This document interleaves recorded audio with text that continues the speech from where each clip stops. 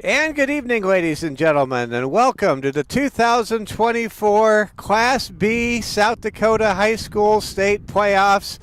Live from Groton, South Dakota, we bring you tonight's action between your St. Thomas More Cavaliers, the Black Hills Conference champions in 2024, and the Groton area Tigers from Northeast South Dakota. On a crisp, perfect Thursday night for football, we bring you the playoffs under the lights.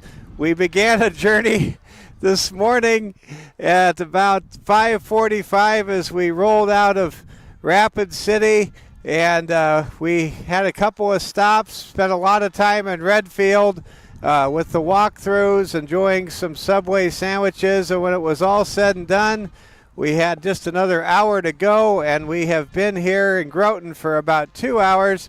Appreciate the activities director, Alexa, and everybody giving all of our crew hospitality and just welcoming us. But great to talk to the head coach, Sean Warner, before the game from Groton area.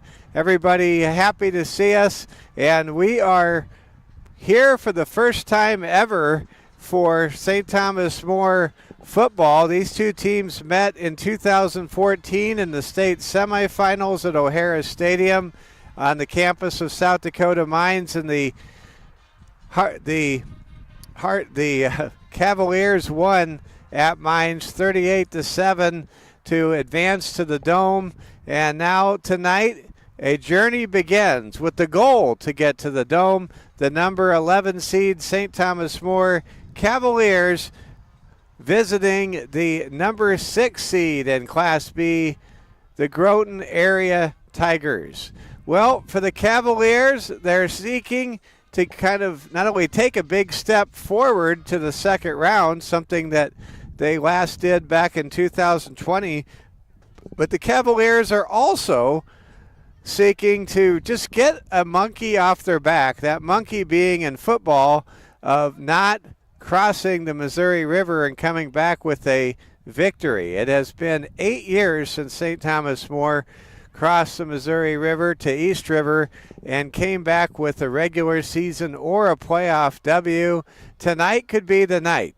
The Cavaliers really like what they have going right now. St. Thomas More winners of their last 6 games, pitching 5 consecutive shutouts, and on top of that, they are hitting on all cylinders. This team is playing hard. They're playing together. They're playing with a purpose.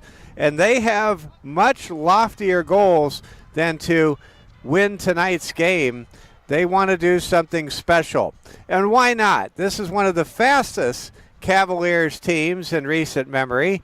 And in addition to that, this Cavaliers team has just an absolutely lights-out junior class. We'll talk about these players in greater detail as we roll through our starting lineups here on our Security First Bank Cavalier Sports Network pregame show.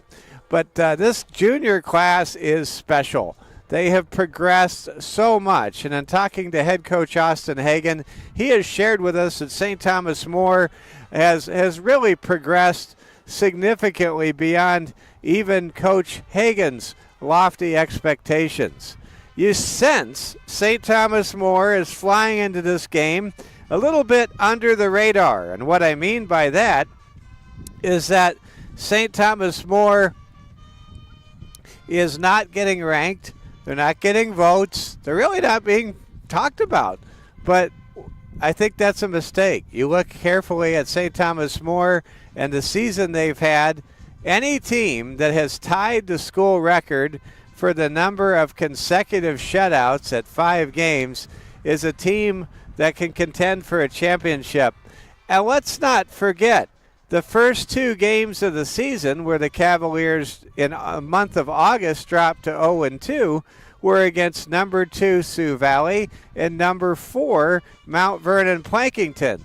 So the losses that St. Thomas More has not only were 2 months ago, but they were road losses in East River against teams that are in the top 4 of the final statewide media poll in Class B. Well, we're happy you're with us tonight. Make yourself comfortable. Get something cold to drink. The Cavaliers and the Tigers come your way next. You're watching Security First Bank coverage of the Cavaliers Sports Network, and let's catch the Cavaliers as they enter the stadium. You can see them in the distance being led onto the field by the captains, Reeve Ross, Gabe Reeve, as well as Dawson Inhofer. And let's watch the Cavaliers walk onto this venerable field. Groton area, a proud football community, members of the Northeast Conference, a school that went 6-2 this year against some very good East River competition. And here come your Cavaliers taking the field. They are fired up. I can tell you the energy was awesome on the bus ride to the east and to the north to come to Groton this morning and this afternoon. These are awesome young people, and there's the band. You can hear the fight song for St. Thomas More as the echoes are being awakened, and the Cavaliers try to become the 7th team in Cavalier history to reach the Dakota Dome in the outstanding football tradition of St. Thomas More High School. Mike Fell with you on a crisp fall evening. It rained earlier today. It kind of makes it a slower track perhaps. It's a grass field. It's nice to be back on a grass field with a big crown. And let's get ahead and zero in on the Cavs. Look at those Cavs. They make us so proud. St. Thomas More coming off a 56-0 victory at Lee Deadwood on Friday night at Ferguson Field. Cavs finished a perfect 4-0 in the Black Hills Conference, and they have earned at least a share of the title if Rapid City Christian wins tonight against Belle Fourche. Then the Cavs will share the title with Class A Rapid City Christian, and Cavs have won at least a share of the title as determined by the point standings. And because St. Thomas More and Rapid City Christian did not play each other but did play the identical set of opponents, it's clear cut. The Cavs are champions of their conference for the 11th time in the last 12 seasons. Well, this is a great atmosphere tonight. A lot of folks here in Groton making their way into the bleachers and expecting a full house tonight. The Cavaliers, they are returning to East River for the first time since August 30th when St. Thomas More dropped a heartbreaker and a heart-pounding 36-30 decision to number 4 ranked Mount Vernon Plankington, a game in which the Cavaliers rallied from down 36-12 to make it 36-30 and had the ball late with a chance to go down the field to either tie or win the game. And you just know St. Thomas More is ready. They are ready to play some shutdown defense. Well, in the next few minutes, we're going to analyze this matchup in greater detail. Get you ready to go. We'll get to the starting lineups. First, let's take a moment and recognize some of our great sponsors. How about Security First Bank? They say show your school spirit with the Cavalier debit card. For every card produced, Security First Bank will donate $5 to St. Thomas More High School. Get yours today at Security First Bank, member FDIC. Security First Bank. Security First Bank also shares that every great teammate succeeds with great partners. Security First Bank is proud to be your community partner both on the field and all over town. Security First Bank helping you achieve your financial goals. We also want to say thank you to Branch and Vine Mental Health Counseling Center. They remind you that mental health is a journey and not just a destination. And how about the amazing chiropractors at Strain Chiropractic, Dr. Sarah, Dr. Brittany, and Dr. Jana Their chiropractic care is natural and conservative, and it's safe for all ages. Strain Chiropractic, proud sponsor of the Cavaliers Sports Network. No, I'm good here. Yep, thank you for offering. You bet. Thanks. So that's where we want to say thank you to Strain Chiropractic. Appreciate everybody here. They're trying to take good care of us tonight and move us to a higher spot, but we are planted. We are not going to go off the air and move for 20 minutes. We're going to bring you the game. Here we go. We also want to say thank you to Culver's Restaurants and Quinn Construction, along with Rapid City Shields, Watiki Water Park, Ruby Tuesdays. That's where the Cavaliers eat. Rosenbaum Signs, Short South Dakota National Guard, Stacy Nelson, Remax Realtor, Wrangell Construction, The Market in Tuscany Square, Dave Rammel, State Farm Insurance Agent, Courtesy Subaru, and Doctors Tucker, Kudrna, Howick, and Young at the Rapid City Eye Care Center. Well, for St. Thomas More, as the lineups are being introduced, let's go ahead and we'll start with the Cavaliers on offense, making his first ever playoff start for St. Thomas More. It's freshman quarterback Noah Wald, a 150-pound freshman. In the backfield for the Cavaliers, it's 204-pound junior Josh Elder. Dawson Inhofer, the fast senior, also in the backfield. The hybrid player in this offense, the Swiss Army knife with a great burst, is Graydon Juvie, and he's 164 pounds and a junior. The receiving core, lights out, 175-pound junior Broden Sales, 180-pound senior Reeve Ross, and 165-pound junior Ryan Negebauer. Up front, the Cavaliers are outstanding. At center, 230-pound junior Cole Nielsen. 240-pound right guard junior Marty Reeve. 220-pound sophomore left guard Jackson Rush is ready to go tonight. And Jackson Rush, one of his teammates, offered to pay him $1 for every pancake block he delivers here tonight in Groton. The right tackle for St. Thomas More, Rush Turner, a 250-pound sophomore, and the left tackle, a 240-pound senior, Gabe Reeve. That's the offense for your 2024 Black Hills Conference champion, St. Thomas More Cavaliers. On defense for Coach Sean Wanner's Groton area Tigers team, it's defensive tackle, 285-pound behemoth Carter Moody, 245-pound junior defensive tackle Gavin Englund, 235-pound defensive end junior Tucker Hardy, and 180-pound defensive end senior Caden McInerney.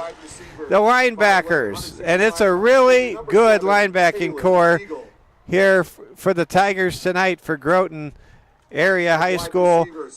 At the middle with 40 solo tackles on the season, 180-pound senior Christian Ersman. Brevin Fleece is a 180-pound senior. He goes sideline to sideline. He can fly. And 185-pound senior linebacker Caleb Mertz. For the secondary for Groton area, it's 165-pound senior Taylor Deagle and 175-pound junior Keegan Tracy. The safeties for tonight's game for Groton area are 180-pound senior Corby Cucker and 170-pound junior Ryder Johnson.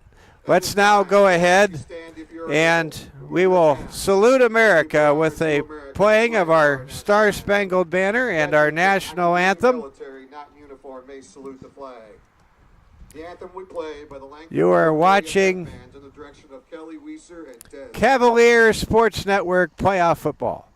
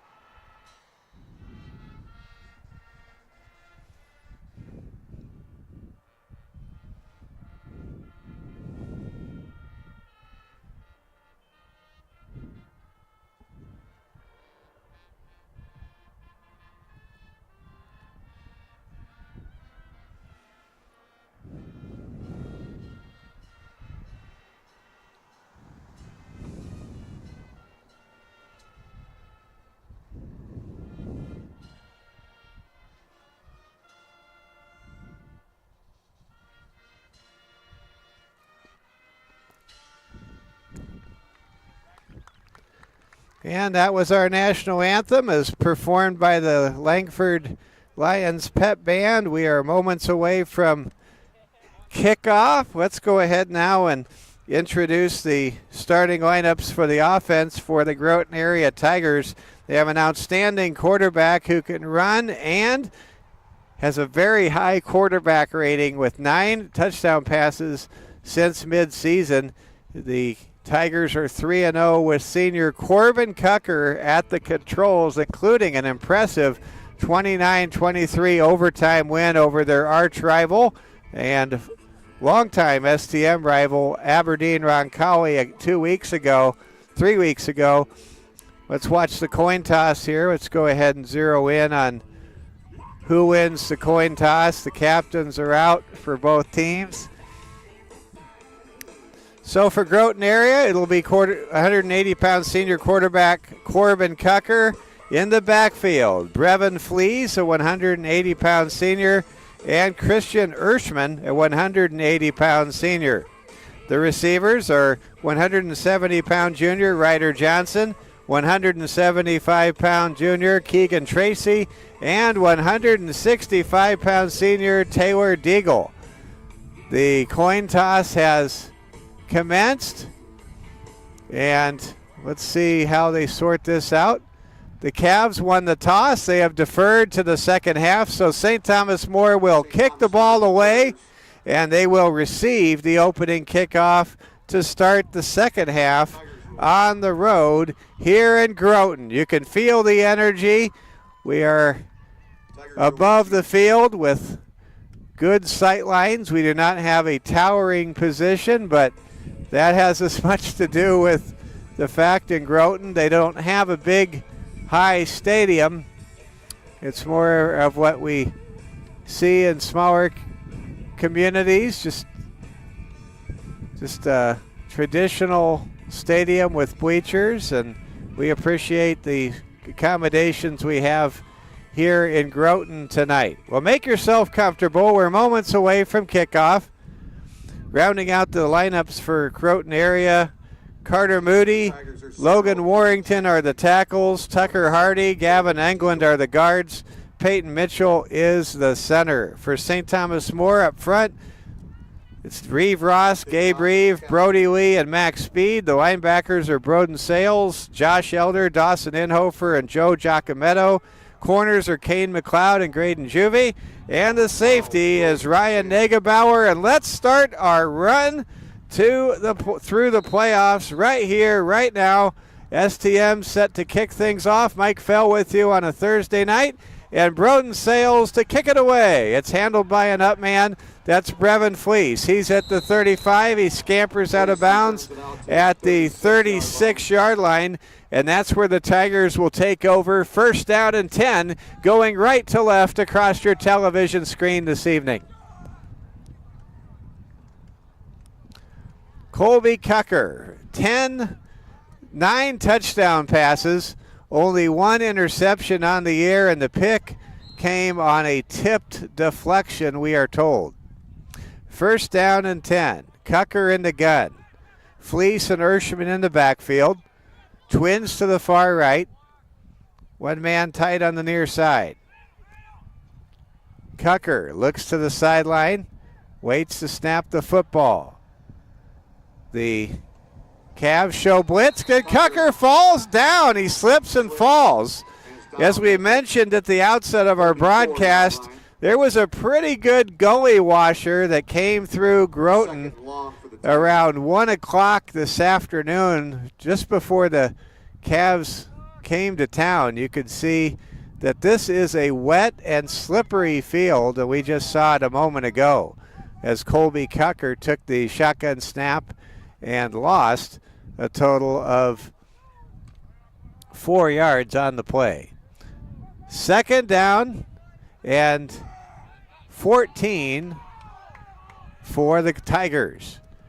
Groton area with the G-Tech, Georgia Tech insignia. There's a shovel pass. The ball's on the field, and that's a fumble recovery for Josh Elder and the Cavalier defense. Josh Elder jumps on a shovel pass. The coaches are pleading their case that that's an incomplete pass, and I have to tell you, they're right. Don't expect this to hold up. Groton area should have the football, because a shovel pass that's dropped is an incomplete pass and not a fumble by rule, even though it looks like a fumble. And now the officials say it's St. Thomas More's ball. They said he lost the ball right away. That's a big, big break for St. Thomas More. Cavaliers take over right away, 1st and 10. At the Groton area 29-yard line, right in front of our camera position. Noah Wald in the gun, takes a snap cleanly, moves to his left, throws a bullet to the left to Ryan Negebauer, who breaks loose out of bounds, but not before picking up 7 yards down to the 20-yard line of Tiger territory. Well, St. Thomas More made the play they needed to make on the bot shovel pass. STM fortunate there that the shovel pass was somehow considered a fumble. 2nd down and 2. Cavs in the gun. Wald hands the ball to Elder. Elder gets knocked off his pins close to the line of gain. Let's see if the Cavs now have a fresh set of downs. And they do. St. Thomas More picks up the first down. Cavs operating right out of the gate, trying to cash in on a turnover, looking to take the early lead. St. Thomas More in recent years has been able to get a lead in the first half of playoff games, but never a big lead. Cavs in the gun, back to throw Wald. Wald throws over the middle, the ball's deflected and intercepted in the end zone. It's picked off, and Groton area will kneel down for the touchback.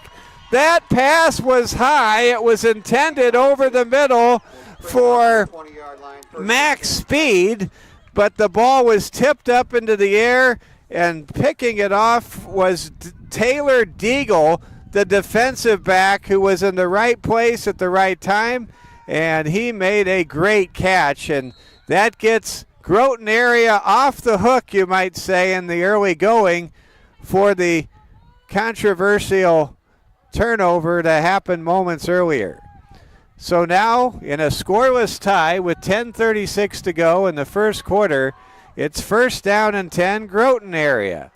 You're watching Class B South Dakota high school football playoff coverage tonight live on the Security First Bank Cavalier Sports Network. Corbin Cucker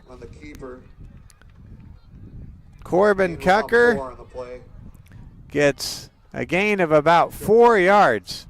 Cucker likes to run. He's a physical quarterback. He moved over to the quarterback position after the Clark Willow Lake game. That was a real reckoning moment in the season for Groton area. At the time, it dropped the Tigers to a precarious 3-2 record, and they made a change at quarterback and haven't looked back. At least not yet. Cucker fires, and it's caught by Brevin Fleece for a first down out to the 39-yard line. The Groton area Tigers are now, for the first time tonight, earning a fresh set of downs, and they seem loose. They do not seem as tight as a newly strung guitar as they did minutes earlier. First down and 10 for Groton area.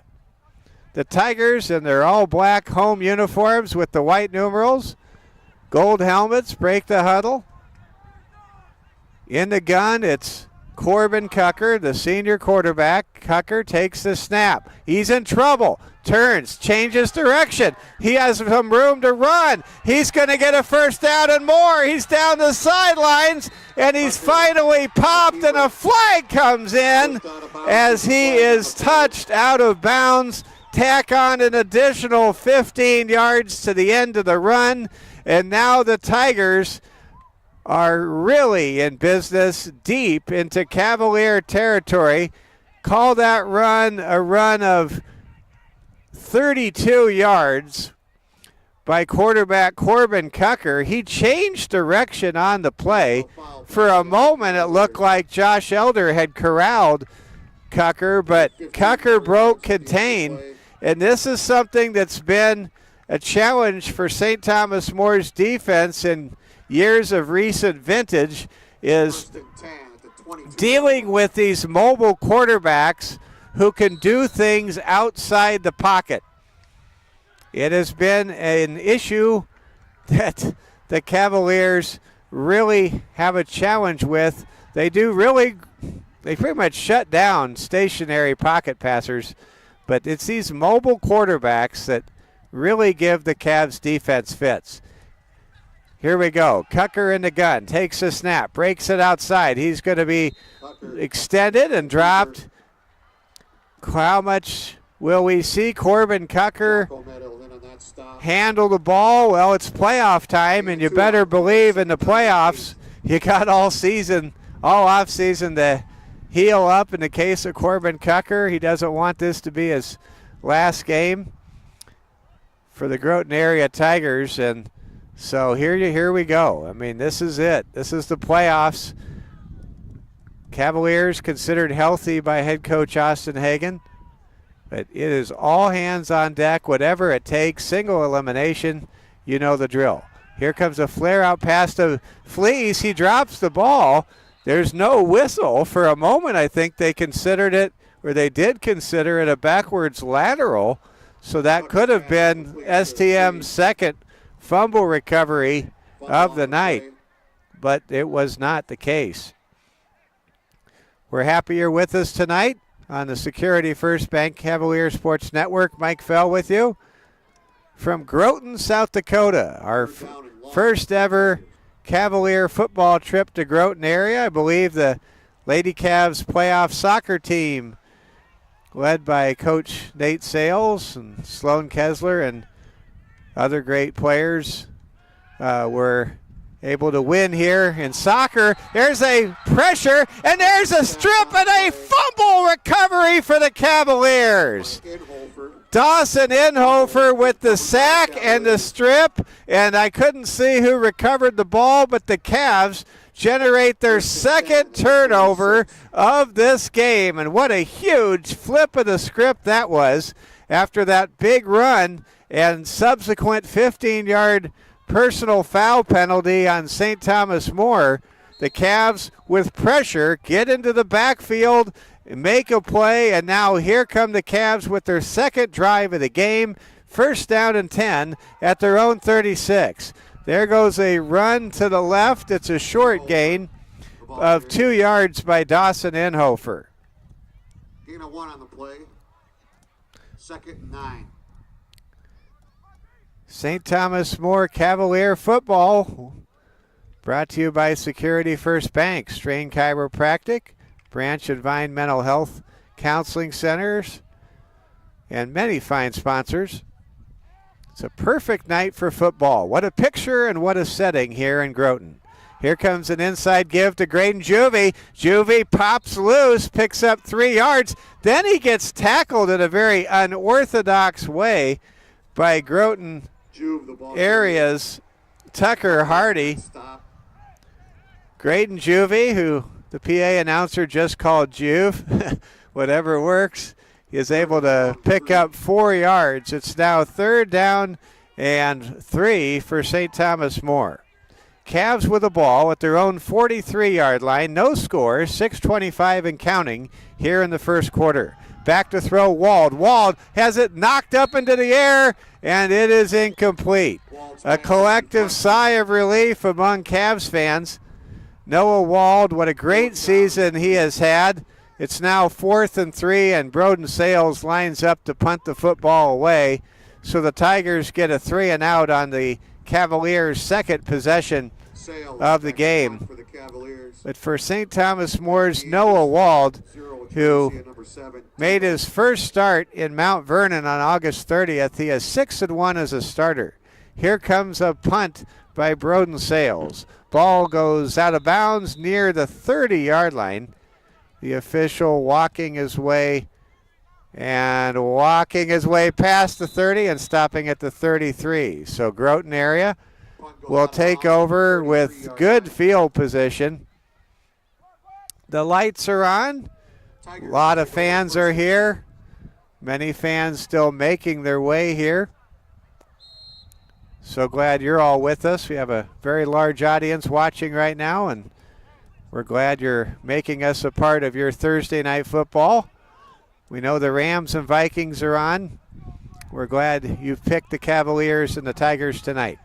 1st down and 10. Tigers in the I formation.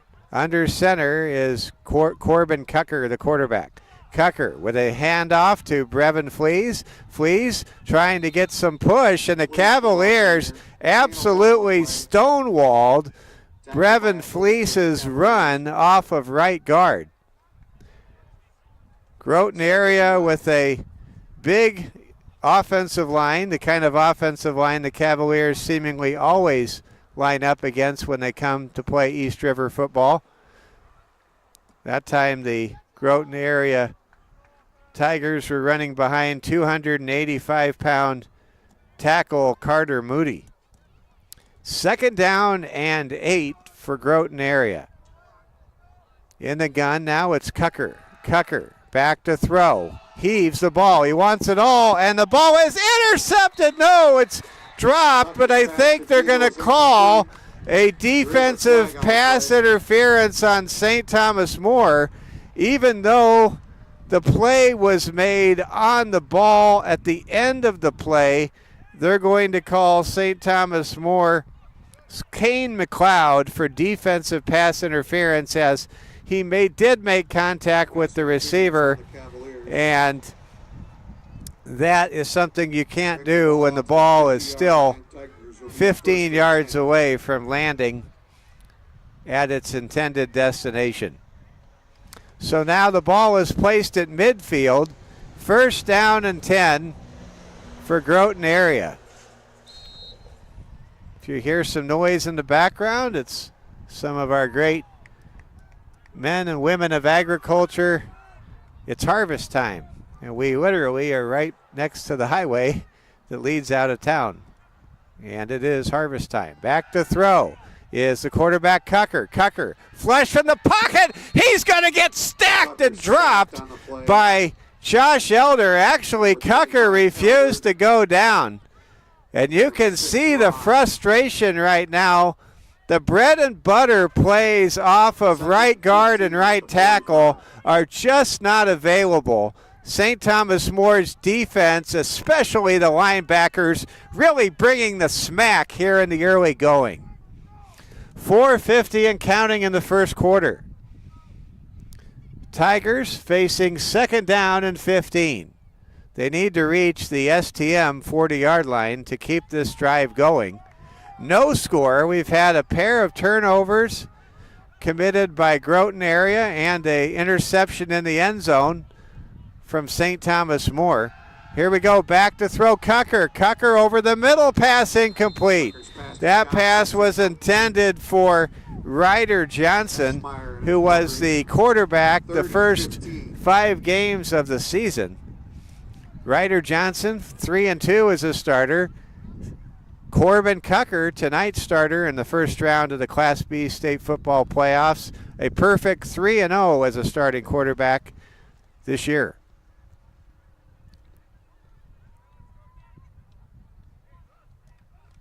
The sun is setting here in Groton. Groton located about 30 miles to the east of Aberdeen.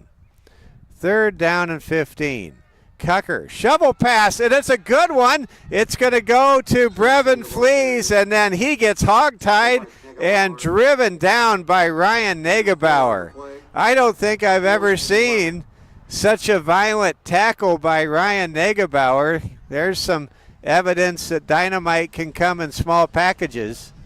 It's now 4th down and 11 as Ryder Johnson will kick the ball away, and Ryan Negebauer and Graydon Juvie, a.k.a. Juve here in Groton, according to the PA announcer, set to return the ball. Here comes the kick by Johnson. And Juvie will bobble it, grabs it, now turns upfield. He's at the 30, the 40, and he's knocked off his pins at the 46-yard line.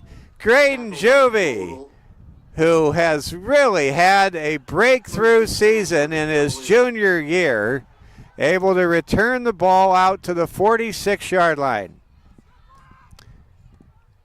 You have to give credit there to Groton area. They took a very sound angle to that cutback by Juvie a moment ago. Juvie may have taken it the distance if Groton area didn't take that cutback angle. Here comes a quick pitch to Inhofer. Inhofer tries to pop it outside. He's loose. He's at the 40, the 30, the 20, the 10. Touchdown, St. Thomas More. The Cavs are on the board first on the road in the playoffs with Dawson Inhofer taking it to the house from 46 yards out. What a great play by Dawson. He just popped the play outside. He broke a pair of tackles, and then he was hardly touched, and he really turned on the Jets. And now the Cavs will line up for a traditional PAT try from Broden Sales. What a great play there by Dawson. Snap back, ball down, kick is up, and it is good. St. Thomas More 7, Groton area nothing, and the Cavs have staked themselves on the road to the early lead. And you can see just how happy the sideline is as we go for the close-up for the STM sideline. Bunch of guys hopping around, and this is exciting stuff. The Cavaliers able to shut down the running game for the most part so far against Groton area. And then you just saw the Cavaliers with their own running game. They were able to break it loose. Inhofer making it a habit of becoming the first Cavalier to get in the end zone. He was the first man to score 2 weeks ago when the Cavaliers won their home finale against Hot Springs. Mike Fell with you live from Groton, South Dakota. Cavs 7, Tigers nothing, 3:18 to play. Now, I've made the comment before, I'll make it again, especially for those of you just tuning in. The Cavs have had road playoff leads, but the Cavaliers have not, in recent years, at least since the inception of the Security First Bank Cavalier Sports Network, ever had a 2-score lead on the road. Cavs have oftentimes taken the lead only to give up the lead before the game was finished. We'll see what the Cavs can do to build on this 7-0 start. Long kick, going to be handled on the run by Johnson. check that. Brevin Fleece. Fleece makes a move, shakes and bakes, gets a surge, gets out to the 35, and he's knocked off his pins at the 35-yard line. Tackled by Juve. Graydon Juve made the tackle there, and so did Joe Giacometto. 1st and 10 for the Tigers. Cavaliers defense really having success shutting down the runs to the right side of the line of scrimmage here in the early going. Where Groton area has had some success has been in the passing game, and when they're able to get their very dangerous, elusive quarterback and physical quarterback, senior Corbin Cucker, into space. Cucker takes a snap, hands the ball to Fleece, and Fleece able to get the ball out to the 40-yard line. Giacometto. 2nd and 5. St. Thomas More 7, Groton area nothing. Want to thank Braden Strain, our technical director, and Regan Dewar, our great cameraman. They brought you the game live from Lead Deadwood last week. I couldn't be there as during the game. My wife Cassandra and I welcomed our wonderful little daughter Cosette into the world. There's a run towards the chains, and that's going to be a first down. Christian Erschman that time able to burrow behind some good blocking on the left side of the line. And let's see maybe if Groton area on this drive, as they're trying to respond to that St. Thomas More touchdown run, doesn't try to attack the left side. They haven't been able to get much going right. Let's see if the Tigers get something better going left. Corbin Cucker under center Peyton Mitchell. Looks back for the play. In the backfield, it's Erschman and Fleece. Tigers take the snap. Fleece with a handoff. There's a high tackle attempt, and Fleece picks up 2 yards after contact. Good job there by STM. Making the stop was Graydon Juvie and Reeve Ross. What a tremendous senior year Reeve Ross has had. Not only has he been a major factor in the receiving corps, but Reeve has simply become a force on the defensive edge. And you could really see that the last time the Cavaliers came East River and pushed number 4 Mount Vernon Plankington the distance in that 4-quarter game back on August the 30th. 2nd down and 8 for the Tigers. Throw over the middle is incomplete. Pass was intended for Christian Erschman. Really, Erschman had no chance to make that play. Dawson Inhofer able to disrupt the quarterback, and that's a classic example of if you can get a quarterback off balance and they can't push off on their front foot, many times the throw will not be very accurate. 3rd down and 8. In the gun, it's Cucker for Groton area. Cucker back to throw. Here comes a blitz, and Broden Sales and company gobble up the quarterback, Corbin Cucker. That's a loss of 12 yards, and there were 3 or 4 Cavaliers in on the gang sack right there. And in this final minute of the first quarter, the Cavaliers will receive the ball with seemingly great field position as it's 4th down and a country mile coming up for Groton area. Negebauer and Juvie standing just beyond the midfield stripe. Here comes a kick. It's an odd bouncer, but it's bobbled, picked up by Negebauer. Negebauer in trouble, gets absolutely mauled, but not before he does get a net return of 4 yards. Brevin Fleece was there to make the tackle for Groton area. St. Thomas More 7, Groton area nothing. Mike Fell with you in the forklift tonight on the home sideline. Facing to the east, Groton located 30 miles east of the hub city of Aberdeen, South Dakota's third largest city and the home of Northern State University. Under center is Wald. Wald gives to a running back. That's Juvie running hard up the middle, and Juvie able to pick up about 10 yards and gets the first down, and that's it for the first quarter.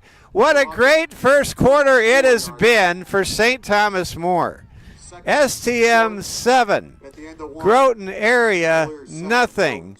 We head to the second quarter in a matter of moments. Let's go ahead and recognize some of our great sponsors like Culver's Restaurant. Make sure you get your pumpkin spice. I sure like that pumpkin spice caramel frozen custard. Courtesy Subaru and Ruby Tuesdays. It's where the Cavaliers eat.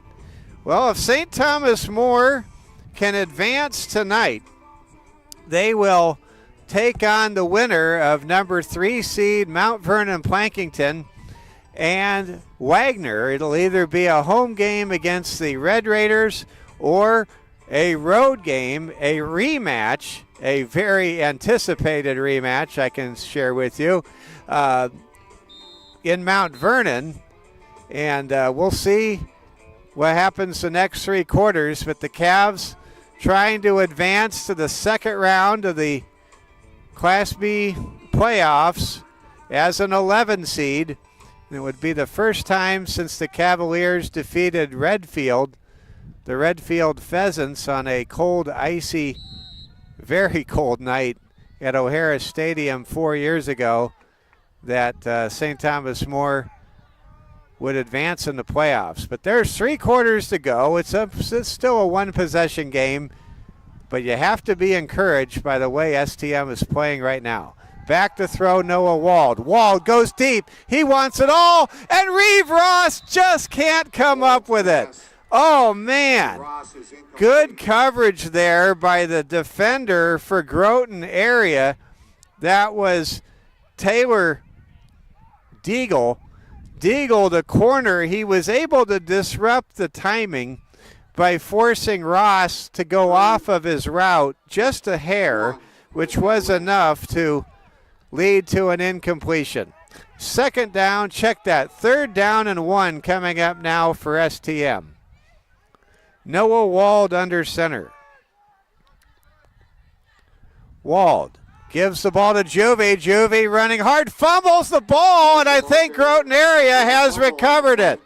And they have. Graydon Juvie with a turnover. He got popped, and the ball just came loose.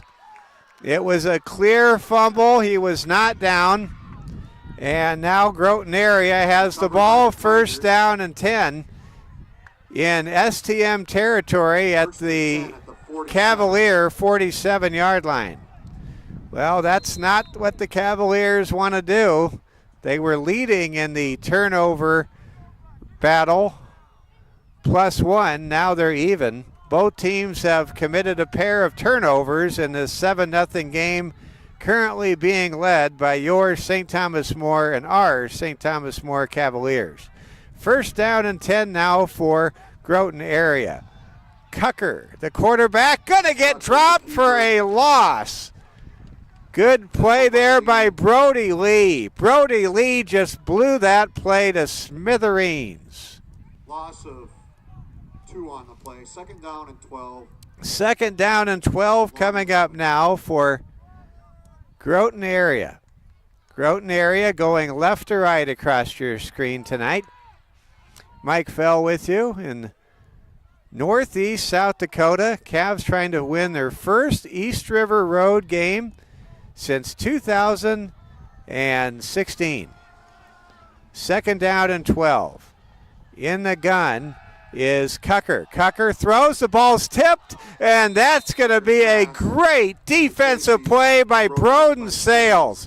Broden, who is tall and has tremendous length, able to reach up and knock that pass. It was a good pass away from the intended target. Groton Sales, my goodness, he's got the wingspan of a golden eagle. 3rd down and 12 for Groton area as they break the huddle. In the gun, it's Corbin Cucker. Ershman and Fleece are in the backfield. Twins to the right, one man to the left. There's a flare-out pass. It's incomplete. No flags, and it'll bring up 4th down and 12. STM's defense, who has recorded 5 consecutive shutouts, still pitching a shutout on the road in the first half of this playoff game. They are going for the school record tonight of 6 consecutive shutouts. That's certainly not the biggest storyline, but it matters. 4th down and 12. Here comes a punt by Johnson, and it's taken on the run by Negebauer. He's at the 20, steps out of a tackle, dives, and is jumped on at the 28-yard line. That time Negebauer returned the ball, but the announcer yelled Juve. That time Graydon Juvie was simply a spectator and a bystander 25 yards away. 1st down and 10 for the Cavs. Cavs break the huddle. You're going to get a good front row seat to this play as it's right in front of our forklift location. Here we go.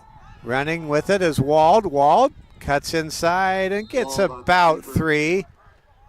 There is an example of the superpower that Wald possesses. Noah has a way of always having his eyes downfield, and then he has this instinctive ability to know when to tuck it and run and when to cut.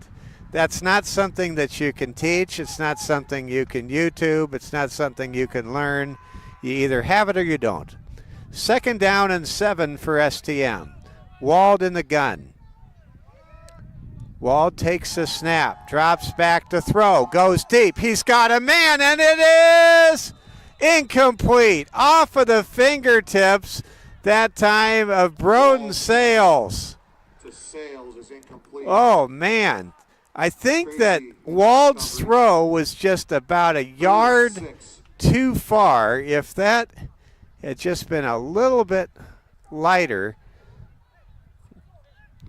I think that there's a good chance Sales could have had a big-time catch there. Not sure he would have kept his balance. Cavaliers very dangerous in the passing game. And then talking to head coach Austin Hagan on the bus ride here this afternoon, he told me every play in the playbook is on the table for this game tonight. Obviously, there's a throw. There's a completion. What a catch. Wald on the run hooks up with junior receiver Ryan Negebauer, and that's a gain of 17 yards out to the 43-yard line. St. Thomas More is now on the move, leading 7-0, pushing the ball near midfield.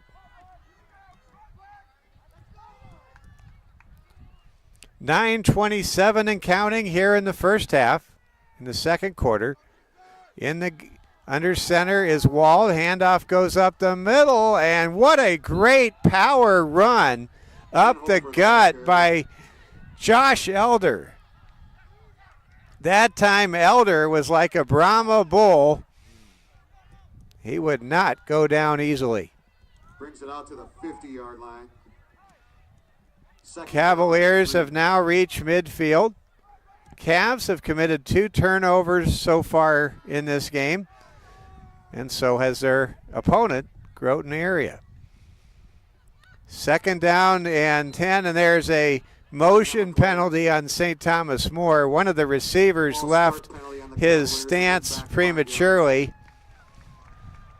and that's going to put the Cavaliers back to 2nd down and 8. Cavs do not want to stymie their progress in the first half with any more turnovers and certainly penalties. not a friend to the cause, especially on the road here in the playoffs. 2nd down and 8 for St. Thomas More. Wald fakes a handoff, drops the throw. Wald zings it, and it's caught! Good catch there. Not enough for a first down by Reeve Ross. Reeve with a catch right in front of the Groton area Tiger sideline, able to pick up about 6 yards. He picked up most of the penalty yardage, and it sets up 3rd down and 1. But what's nice with 3rd and 1, when the ball is at the 48-yard line of Groton area, is you have options. If you want to treat this as 4-down territory and maybe take a deep shot downfield when you draw the defense up to the line of scrimmage, you can do that, or you can run. The Cavs do run, and there's a great run. Josh Elder picks up 10 yards.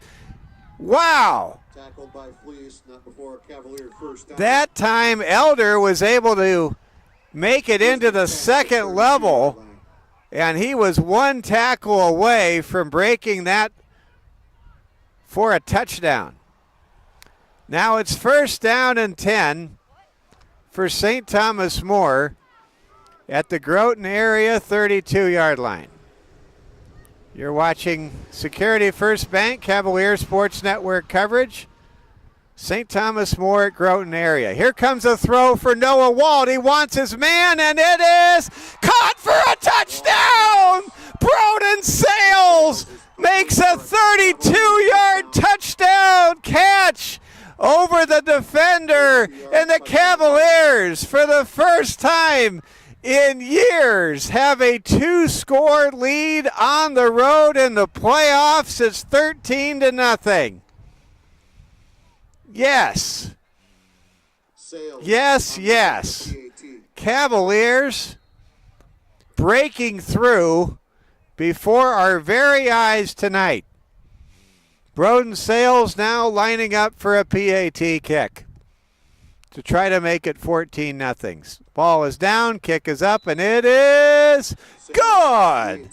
St. Thomas More 14, Groton area nothing. In a battle of 6 and 2 teams, you can hear the yelps, you can hear the celebration. The only celebration sounds you hear are coming from your St. Thomas More Cavaliers as we close up here on the Cavs.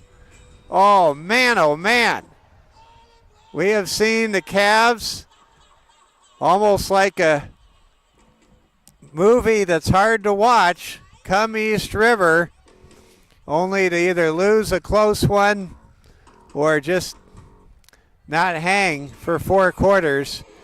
Tonight is different. It is 14-0 with 7:57 to go in the 2nd quarter, and St. Thomas More is set to kick things away. And remember, the Cavs won the coin toss, so they'll get to start the second half receiving the football.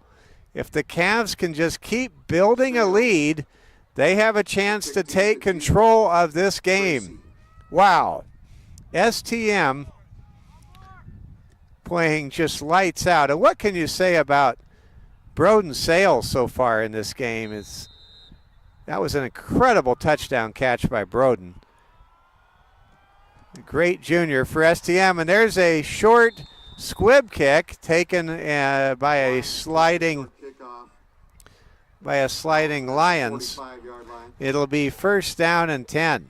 So Groton area really increased their numbers from last year to this year. They took on the students that were playing at the junior varsity level for the small community of Langford, for the Langford Lions.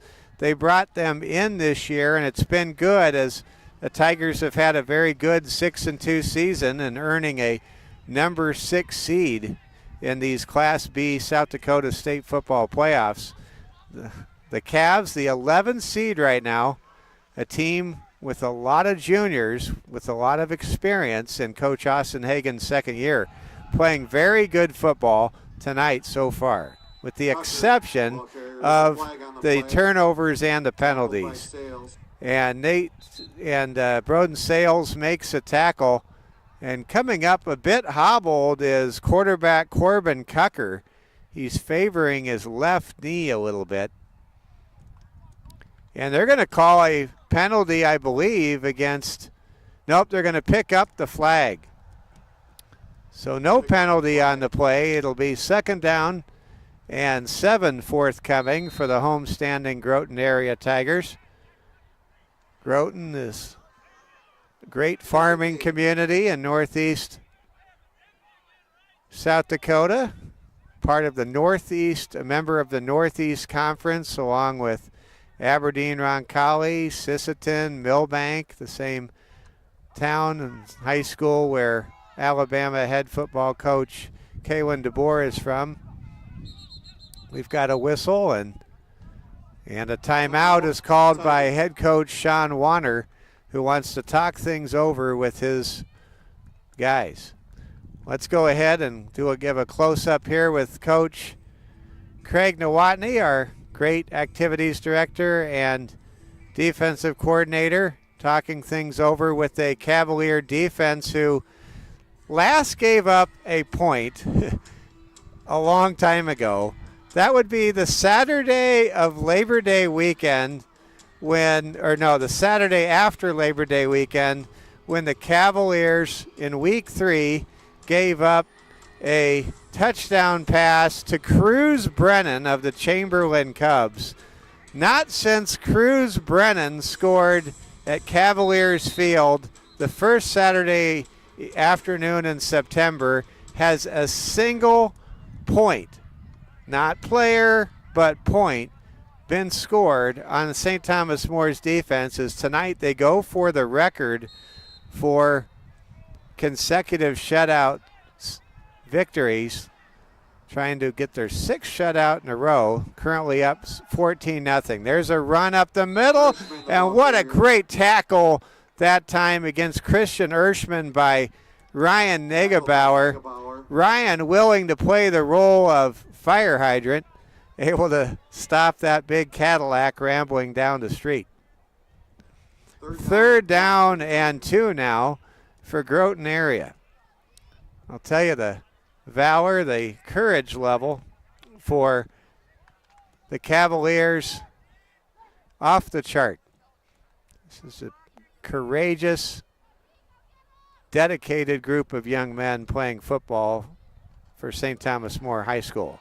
Here's a shotgun snap, running hard with it is Brevin Fleece, and Fleece able to pick up a 1st down to the 40, and there's something for the Tiger faithful to celebrate and cheer. Cavaliers 14, Groton area Tigers nothing, 6:23 and counting in the first half. Tigers break the huddle. Corbin Cucker, the quarterback, in the gun, facing a Cavalier defense that shows blitz. Attacking the blitz is Cucker on a keeper up the middle. Now a flag came in very late, almost after the play. This could be offensive holding. Nope. They're going to call a personal foul on Groton area, and you wonder if Groton area's frustration level isn't reaching a boiling point. They have not been able to establish their bread and butter, which is their East River ground and pound. And right now, St. Thomas More controlling the line of scrimmage consistently and threatening to bring serious pressure relentlessly. 6 minutes exactly to play here in the first half. Groton area with the ball at the midfield stripe, facing 1st down, check that, 2nd down and 20. Cavs show a stunt. Here comes pressure. Throw in the flat is caught by Ryder Johnson. Johnson, who is a big target with a very big frame, able to come down with that grab. Good throw on the run there by senior quarterback Corbin Cucker. And that brings up a reasonable 3rd down and 12. Wouldn't be surprised here with 5:16 and counting, and the Cavs are set to receive the ball to start the second half and a 2-score lead for STM if the Tigers don't treat this as 4-down territory.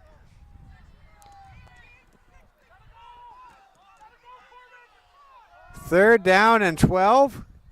Corbin takes the snap. Corbin winds. He wants it all. He's got a man wide open, but it's overthrown. Tracy's incomplete. That time, Keegan Tracy was able to get past the Cavaliers secondary. That's not something you see every game.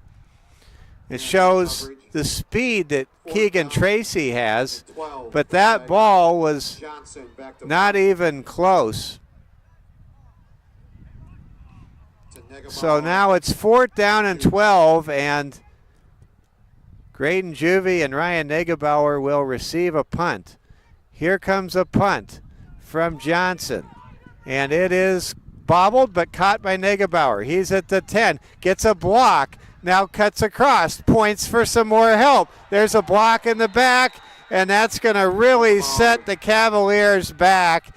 The Cavs were hoping to come up big, and someone for St. Thomas More, couldn't make out who, got called for a block in the back. I think Brody Lee that time was looking for the perfect kick-out block, and instead it was a penalty. So that's going to push the Cavaliers half the distance to the goal, and the STM drive will begin in the shadows of the south goalposts here at Tiger Field. 14-0. St. Thomas More leading. Dawson Inhofer with a 46-yard touchdown run. Noah Wald to Broden Sales for a 32-yard touchdown strike, and that's your scoring summary. There's a run up the middle that gets stuffed. Josh Elder gets hit and dropped right as he stood by Brevin Fleece. 2nd and 10. One great thing when you're on the road leading by 2 scores is that you just don't have the pressure that you sometimes have when you're deep in your own territory in a road playoff game. Cavs, just more than anything, need to protect the ball and run the clock. Here comes a quick pitch. It's out to Juvie. Juvie is going to get straddled and tackled at the 8-yard line.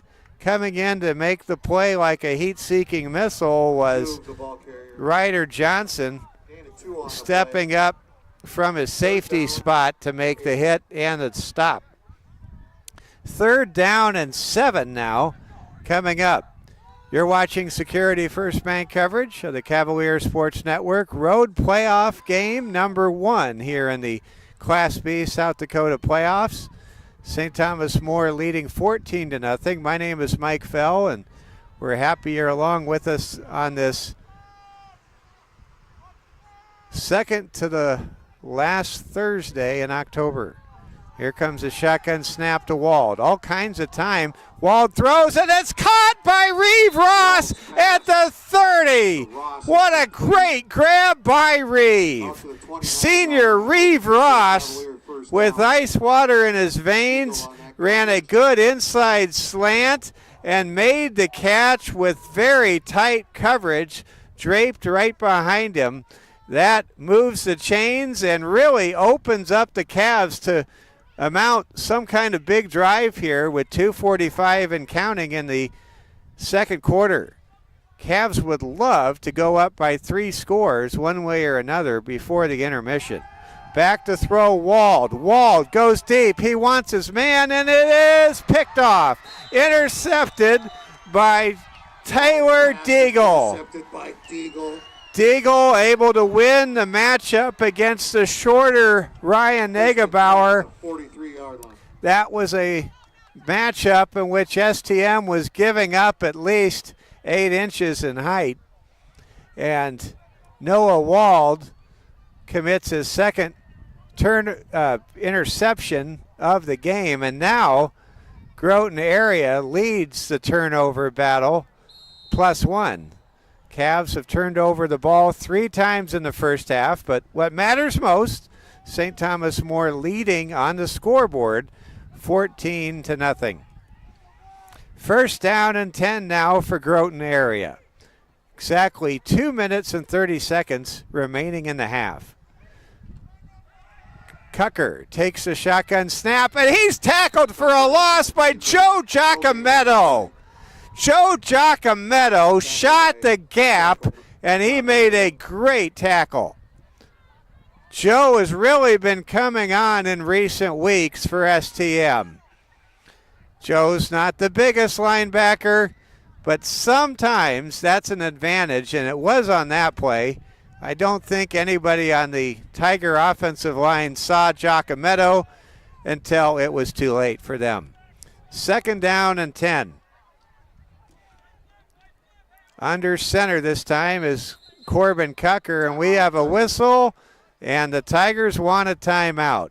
1:48 to go. We've reached the 2-minute warning here in the first half.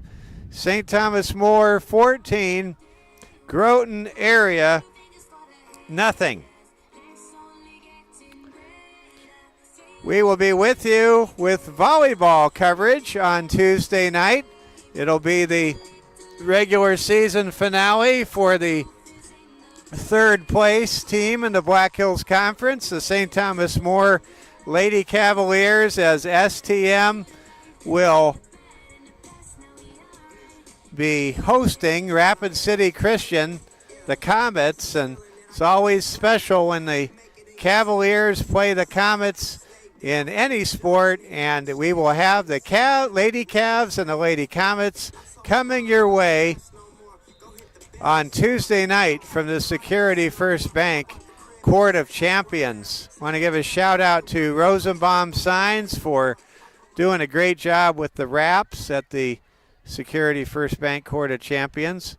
And we will be following volleyball in the postseason as far as they go, just like we've been bringing you. We're going to cover the football playoffs as far as the Cavs advance.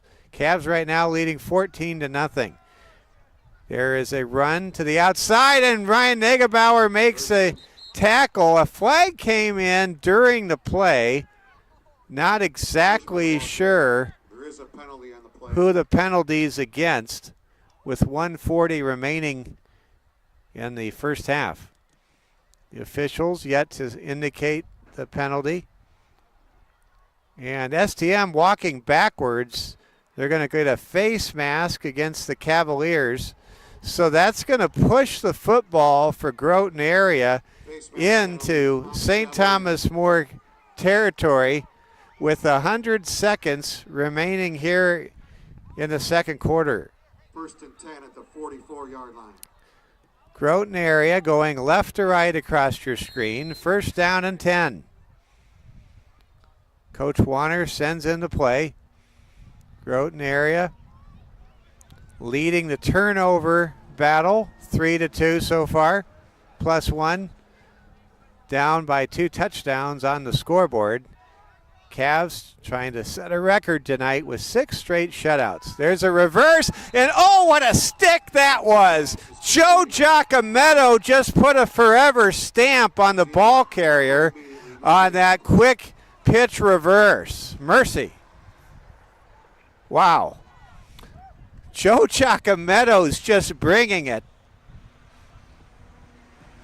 Man.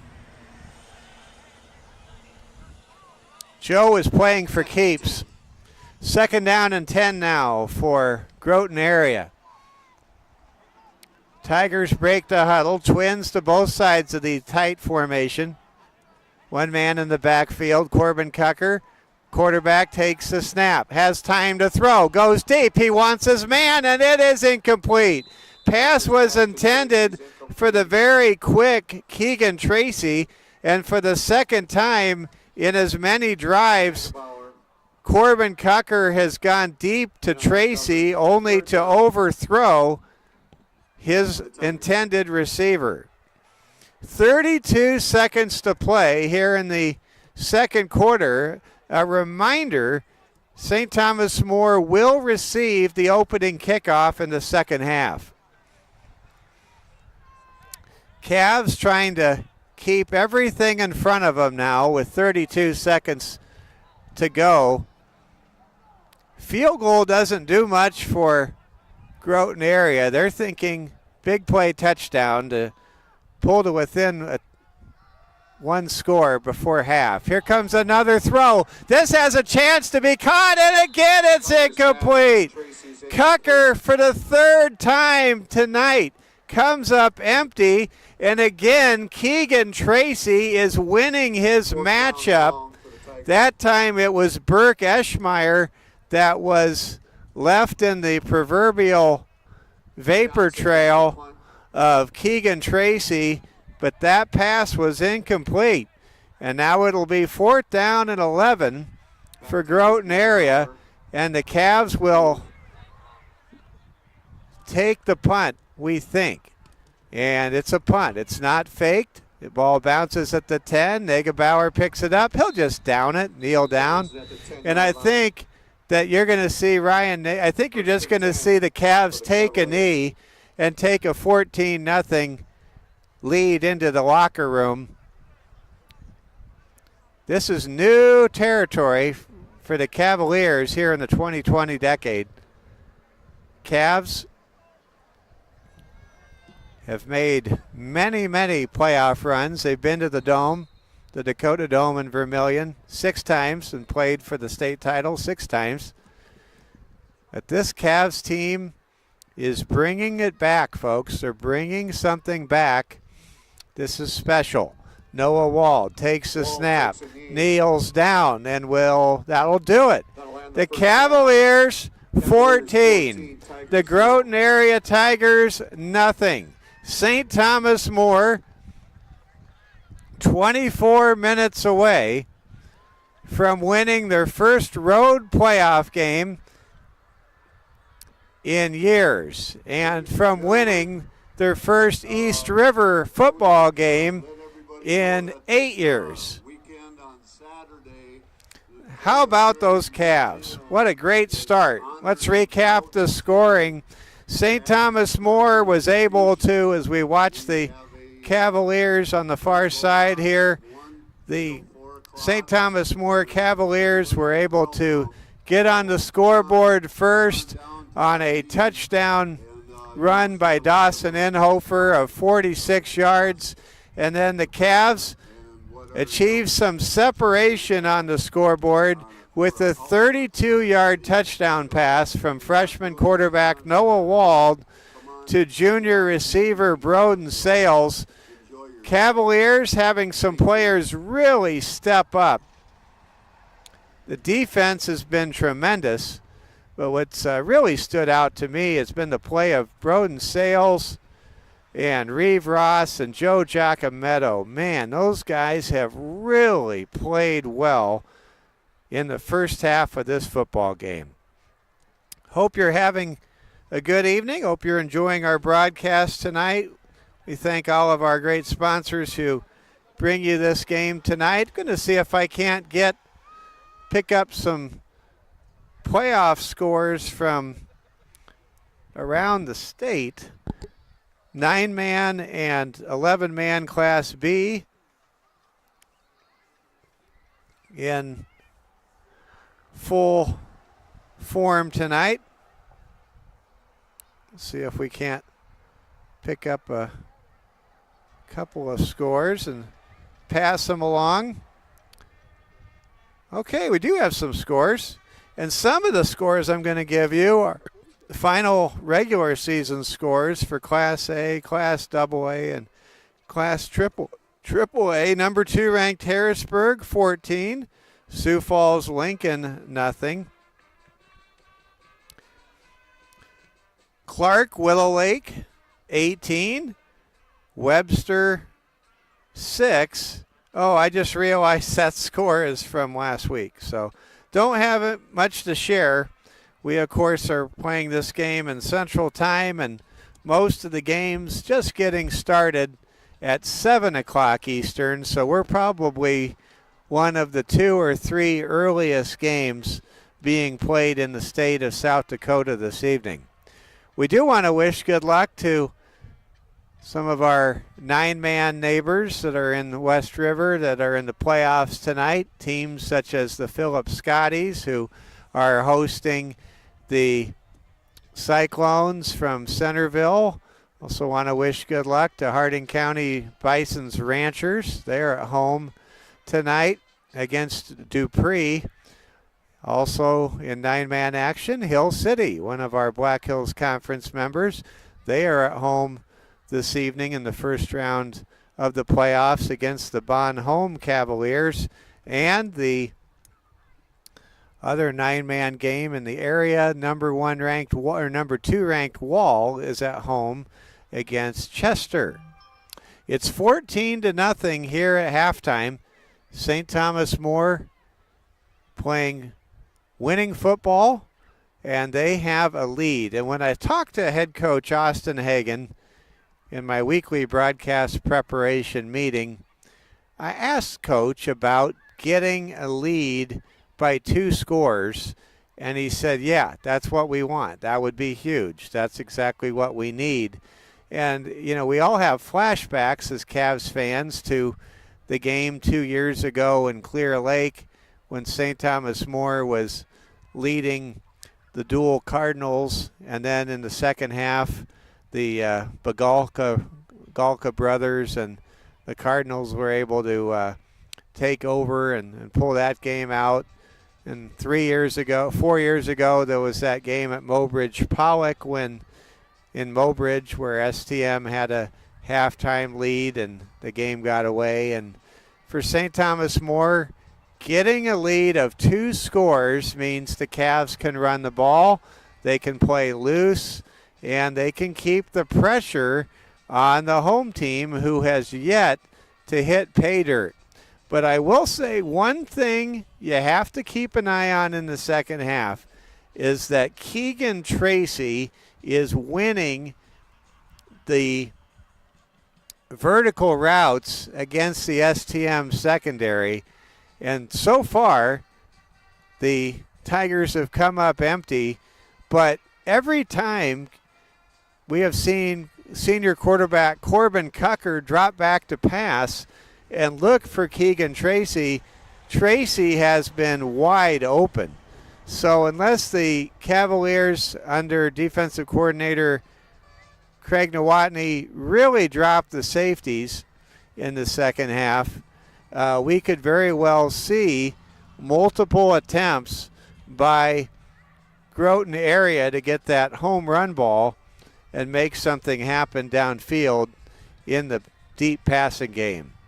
But up front, that's where this game is being won and lost. St. Thomas More is able to run the ball and, more significantly, stop the run. And that's what the Cavaliers have been doing extremely well tonight, and that's why they have put themselves in position to have a 14-0 lead with touchdowns by Dawson Inhofer on the ground and Noah Wald to Broden Sales through the air.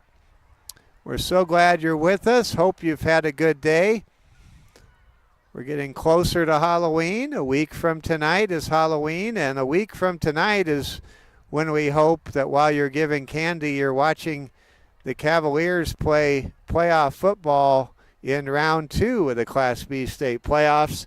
If St. Thomas More can win this game that they currently lead by 2 scores, they would play either on the road at Mount Vernon for the second time this season in a rematch of that 36-30 Classic, or the Cavaliers, if there's an upset by the Wagner Red Raiders, would host Wagner at Cavalier Field next Thursday night. So we'll see how things play out.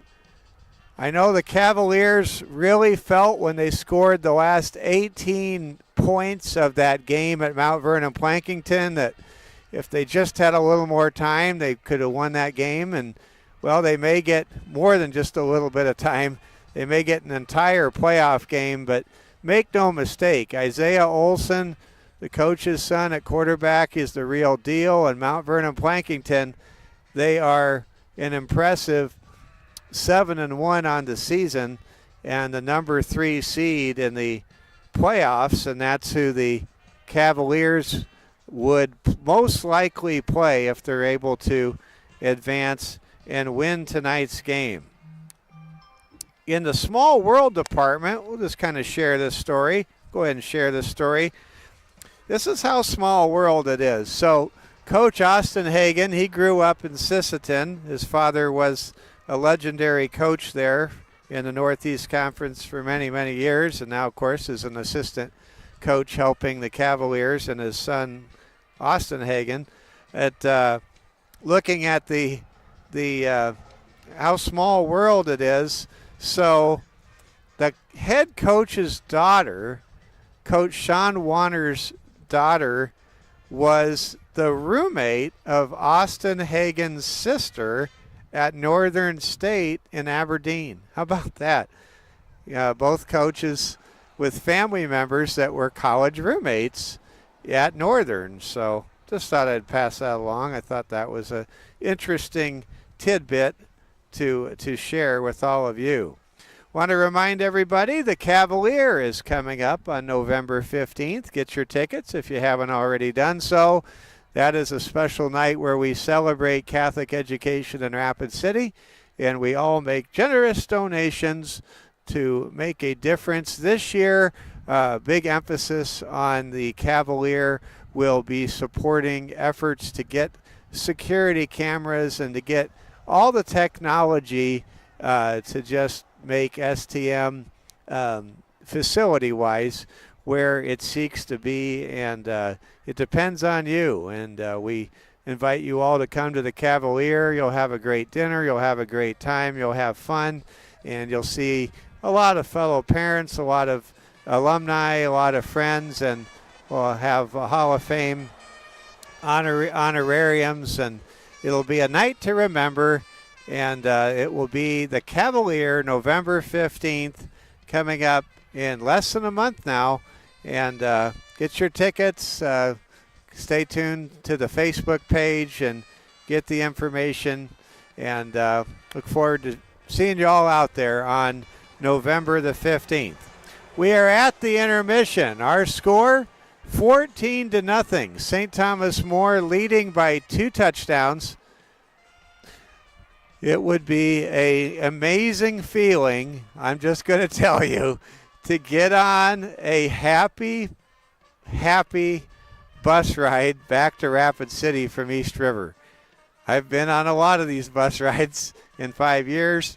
We've never come back from East River with a football victory in the regular season or postseason, and STM is 24 minutes away from making that a reality, as they will receive the opening kickoff against the Groton area Tigers. I noticed Groton area is not even on the field yet, and we're only 4 minutes away from kickoff.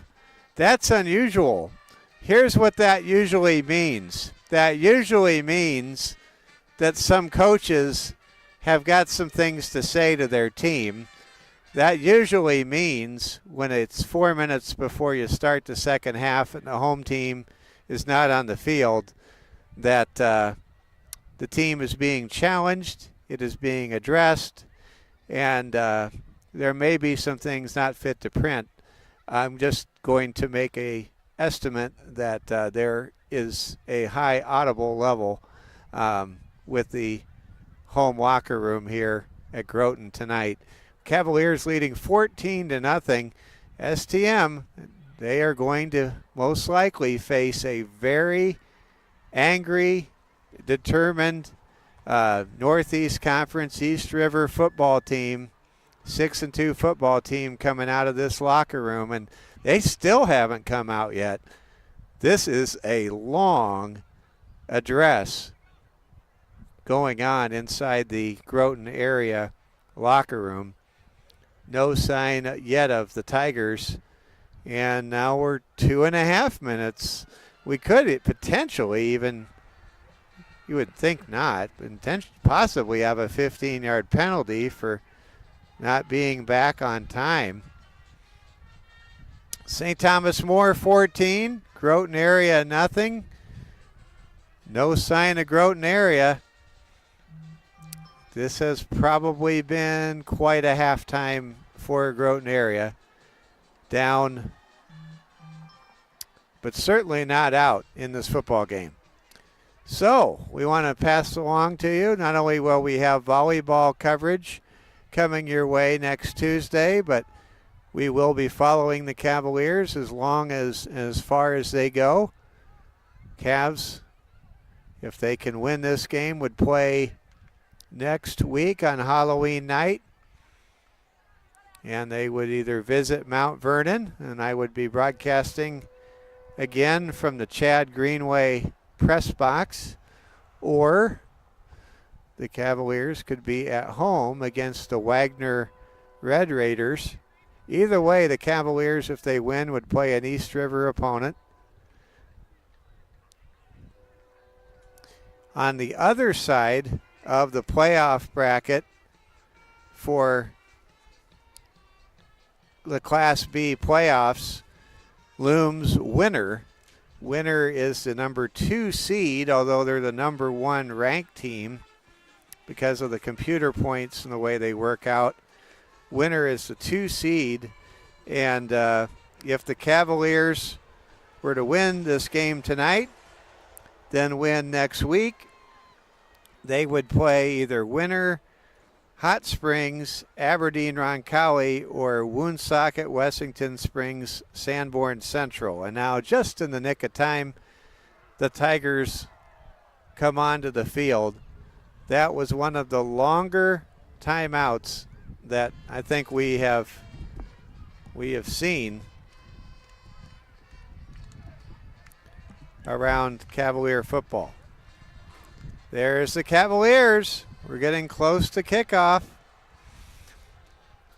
Want to give thanks to the Lord above for setting us up with a nice position tonight. That's my first broadcast from a forklift, and I like it. We're above the field.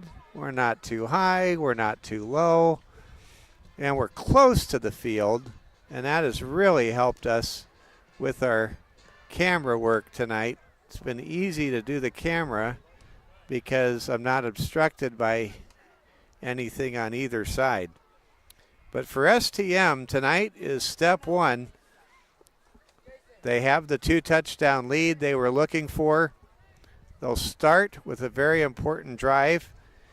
The Cavaliers need to protect the football. They have seemingly gotten away with committing 3 turnovers in the first half, but you cannot endlessly turn the football over on the road against a good team like Groton area and not have it catch up to you at some point.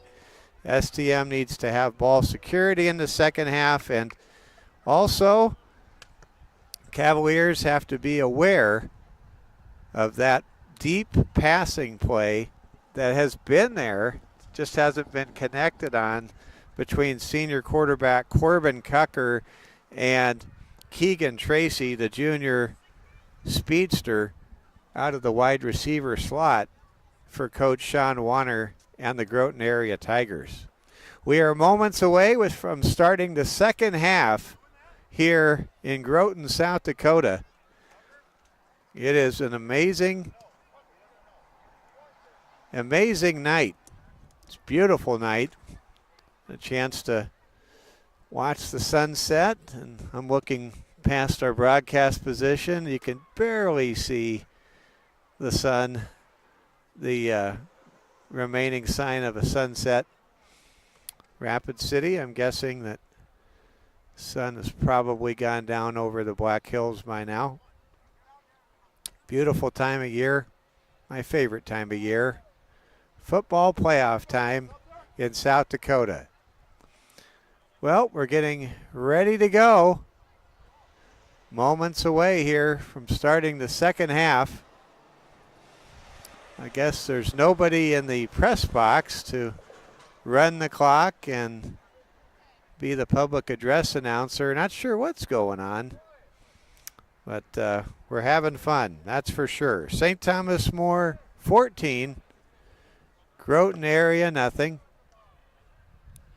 Cavaliers will receive the opening kickoff once the press box crew is back in the press box. There's a really long line at the concession stand, and I wonder if that hasn't come into play. Who knows? Tonight, the Minnesota Vikings,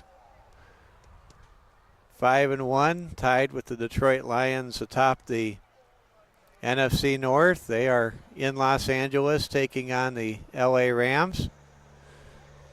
I know there's a lot of Viking fans among all of you, and good luck to the Vikings.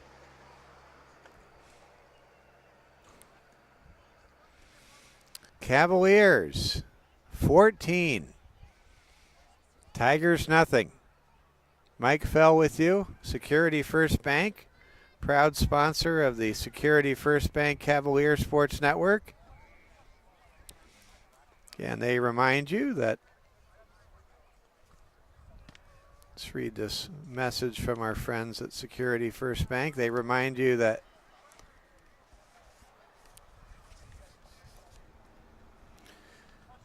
finding the right mortgage lender is a game you can win. Security First Bank is ready, whether you're buying, remodeling, or refinancing with a team of experienced lenders. Security First Bank, member FDIC, equal housing lender, NMLS number 505011. And we now will begin the second half. The Cavs with a 14-0 lead as we start. Here comes the kick. It's taken on the fly by Burke Eschmeyer. He's at the 25, the 30, the 35, the 40, and he's finally dropped at the 44-yard line. What a good return there by Burke Eschmeyer. Burke Eschmeyer making a good play. Burke usually doesn't have the ball kicked to him. That time, Burke knew exactly what he wanted to do. It rained earlier today here in Groton, so the field is pretty chopped up now as we start the second half. This grass field with a large crown. And players have torn it up. Here comes a handoff. There goes Inhofer. He's going to score! Dawson Inhofer takes it to the house, and the Cavaliers go crazy. And it's 20-0 with a 57-yard touchdown run by Dawson Inhofer. Dawson just tore it up down the right side of the field on the STM sideline, and no one was able to put a hand on him. Cavaliers now have taken complete control of this road playoff game tonight in East River. Here comes a kick for Broden Sales. Kick is up, and it is good. St. Thomas More, 21. And look at this celebration. I'm going to be quiet and just show you the emotion and the celebration of the Cavs.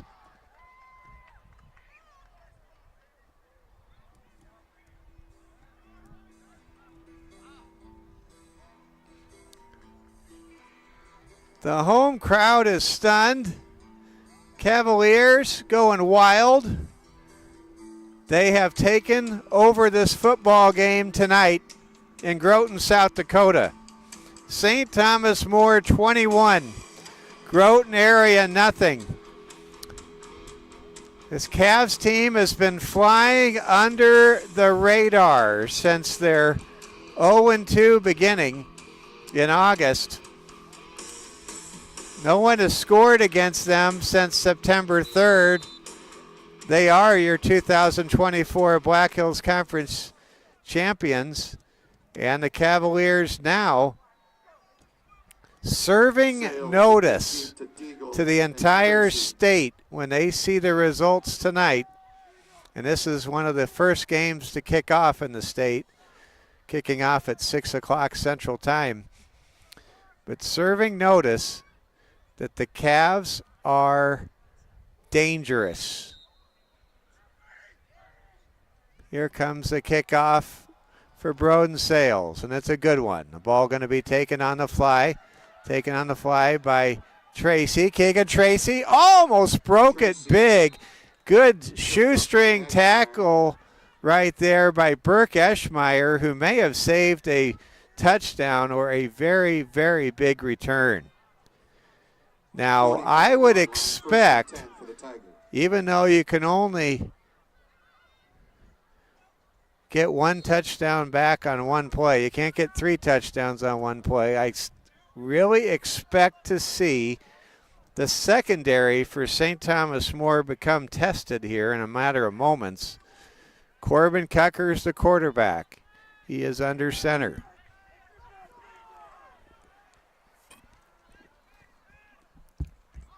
Cucker hands the ball off. There's a fumble, and St. Thomas More has the ball. The Cavs recover the football. No, they say Groton area has the ball. So Christian Erschman gets the football. St. Thomas More thought they had the ball. Loss of 1 on the play, 2nd down and 11. They did not. So we play on. 2nd down and 11 now coming up. Cavaliers 21. Groton area nothing. STM trying to make history. Be the first team in STM history to record 6 consecutive shutouts in a season. Here comes a run. And getting tossed backwards is the running back, the quarterback, Corbin Cucker. And then Cucker switched gears, went forward, and finally gets snowed under. The Cavaliers defense right now, they are just swarming around the ball carrier with a vengeance. This Cavalier team is hungry. They absolutely invest themselves in film study on the huddle program. Sometimes lately you wonder if the Cavaliers know the play that's coming next better than their offensive opponent. Back to throw is Cucker. He wants it all, and the pass is incomplete. Cucker was looking for Keegan Tracy, and for the 6th consecutive play in which Cucker has looked for Tracy, Tracy has been able to beat his man, only to see the throw by Corbin Cucker be off the mark. 9:55 to play in the 3rd quarter. St. Thomas More 21. Groton area nothing. Here comes a kick taken on the run by Ryan Negebauer. He's at the 30, the 35, the 40, and he's pushed out of bounds at the 44-yard line. 47-yard line. Make it the 47-yard line. And St. Thomas More begins with excellent field position. One more touchdown would seemingly punch a ticket to Halloween playoff football next Thursday for the Cavaliers.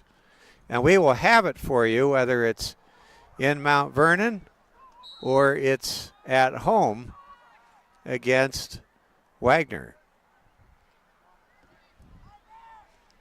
Cavs line up in the I.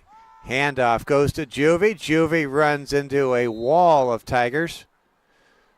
Good stopped made right there up front by Logan Warrington, the defensive tackle for Groton area. 2nd and 7 at the 50. STM quickly breaks the huddle, steps up to the line of scrimmage. Cavs go 2 wide. Ross to the left, Sales to the right. I formation set, max speed, the tight end on the right side. Quick pitch goes over to Juvie, and Juvie gets shoved into a bench Groton Juvie is treated with unsportsmanlike conduct on the STM sideline. Let's hope Groton Juvie is okay. That was a flag, and we may see an ejection. Wow. Groton Juvie was just driven into a bench on the far side. Let's see if we can get a close-up here. That's 15 yards, but that's where you wish there was a 30-yard penalty. Mercy. And let's hope Groton Juvie's okay. Juvie, the explosive playmaker. That was completely unnecessary. Nobody's been thrown out of the game yet. Don't know if that'll happen. Let's hope Juvie's okay. And I think Juvie's back out there. Here comes an inside give, running hard with it is Josh Elder. And good news. Groton Juvie is back out there. Well, Juvie, 2nd and 10. He's tough. Groton Juvie is one tough Cavalier. Cavs break the huddle. 8:30 to go in the third quarter. St. Thomas More 21, Groton area nothing. Cavs are on the move. Back to throw, Wald. Wald in trouble. Fires into the flat, and it is caught! Great catch made by Broden Sales. I don't know how Broden made the catch, but he did. And how about Noah Wald? His arm angle was not conventional. Didn't matter. He got the ball where it had to be. What Noah Wald is doing as a freshman is so special that I think we're going to look back in a couple years at tonight and say, do you remember when Noah Wald made his first road playoff start? Yeah, we're going to smile. Cavs go 3 wide, triplets to the near side of the formation. Back to throw Wald. Wald going to keep it himself. He's still on his feet. He's finally tackled by 2 or 3 defenders. Noah Wald at 150 pounds. He doesn't have to throw himself into the teeth of the defense. The thing is, for Noah Wald, he really thinks he can do it. Now there is somebody behind the fence in the end zone that had their headlights on. Thankfully, they just turned it off. 4th down and 4 is a down and distance. Here comes a handoff to Inhofer. He's loose. He will score. Or will he? No, he's tackled just shy of the goal line. I thought he was in. And instead he pops up and shows the first down signal. And that ball is very close. It's at the 4-yard line. Dawson Inhofer nearly had his 3rd touchdown run, a playoff hat trick right there. Let's see if Inhofer maybe can punch it in. In the backfield for STM is Ryan Negebauer. And a direct snap goes to Juvie. Juvie will dive over the goal line into the end zone, and it's 27-0 St. Thomas More. How about these Cavs? On the big stage tonight in Groton, South Dakota, the Cavaliers have staked themselves to a 27-0 lead. And now Broden Sales will line up for a PAT kick. How about the Cavs? This has been a dominant performance. And the rest of the state is on notice. The STM Cavaliers are contenders. That throw is wide right, and the score is now 27-0 in favor of St. Thomas More High School. Well, savor this, fans. Enjoy this. I am so darn happy I can hardly contain myself. How about these Cavs? Been waiting for this, thinking about it, dreaming about it, expecting it. You know, when it finally arrives, it feels good. St. Thomas More, 27, Groton area, nothing. Cavs, a very dangerous 11 seed. I'll tell you some similarities to this Cavs team and the 2021-2022 St. Thomas More Lady Cavalier State Championship team. If you remember, Coach Brandon Candelin's Lady Cavs team came into state in Brookings as a 5 seed. The Cavs had 3 losses. They really took things up a notch in late January, and they came in under the radar. People were not predicting that team to win at all. And STM's Lady Cavs had a pair of seniors, 2 great leaders in Emma Bloom and Marin Duffy. And most of the core of that state championship team, I'll get to this in a moment. There's a short kickoff and handled.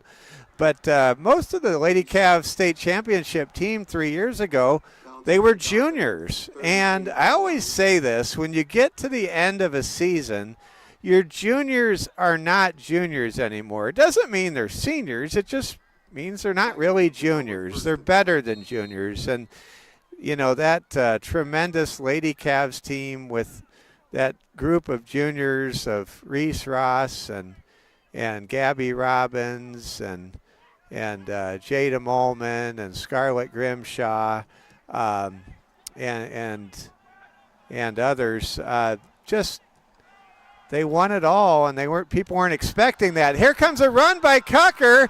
Cucker gets it all the way down to the 25-yard line, and that's the biggest play on the ground for Groton area in a long, long time, and that's the first time St. Thomas More's defense has given up big yardage in quite a while. But to finish the story, for the similarities between that Lady Cavs state title team 3 years ago and this team, St. Thomas More, they have 3 seniors, Gabe Reeve, Dawson Inhofer, as well as Reeve Ross.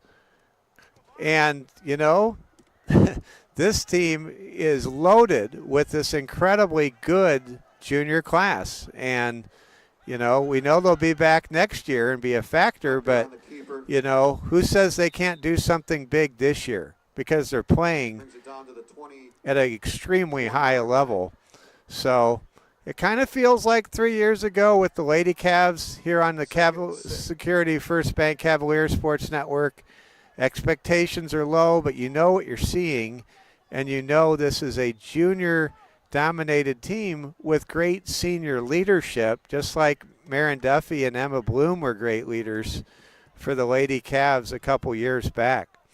One other similarity, there's a Ross on both teams. There's Reeve Ross on this football team, and there's legendary Reese Ross, who was instrumental in that state championship run back in 2022. We have a timeout on the field. With 5:03 to go in the third quarter, it's St. Thomas More 27, Groton area nothing. You're watching Security First Bank coverage of the Cavalier Sports Network Class B playoffs. Let's go ahead and pass this message along. Invest in your future with a scholarship from Security First Bank. High school seniors wanting to continue your post-secondary education. Apply today at securityfirstbank.com/scholarships. Security First Bank, member FDIC. Cavalier fans, Bonsai Financial Education is your secret weapon to financial literacy for teens and adults alike. Bonsai is a free service to you, and one that earns many happy returns. Financial education from Security First Bank, member FDIC. We now have 2nd down and 7. Cucker in the gun, takes a direct snap, going to keep it himself, runs hard, runs over a pair of Cavaliers. He is going to pick up 5 yards, and man, you can just tell how much senior quarterback Corbin Cucker wants this game. 3rd and 2 at the 17. Cavs leading by 4 touchdowns, 27-0. Dawson Inhofer with a pair of long touchdown runs, 1 in each half. Graydon Juvie with a 4-yard touchdown run up the middle out of the Wildcat. And a touchdown pass from Noah Wald to Broden Sales. That's your scoring. And there's a penalty committed by Groton Areas. Start penalty on the Tigers, moving back 5 yards.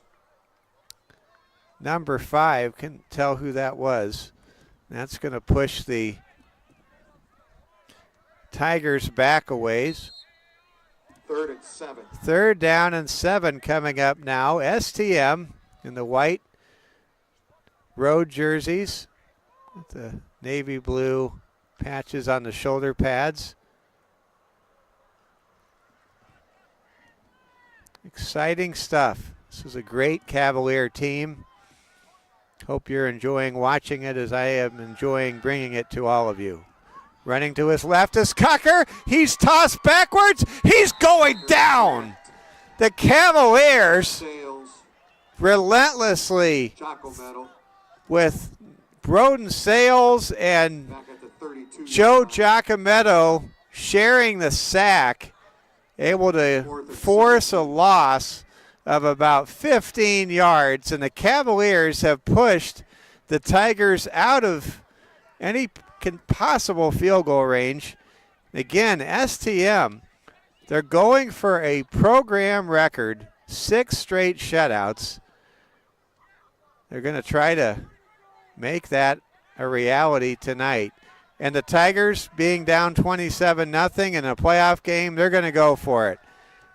Throwing deep is Cucker. He's got a man, and it is a pass interference call, and that will lead to a 1st down and a 15-yard penalty against St. Thomas More.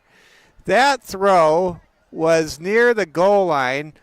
It was underthrown,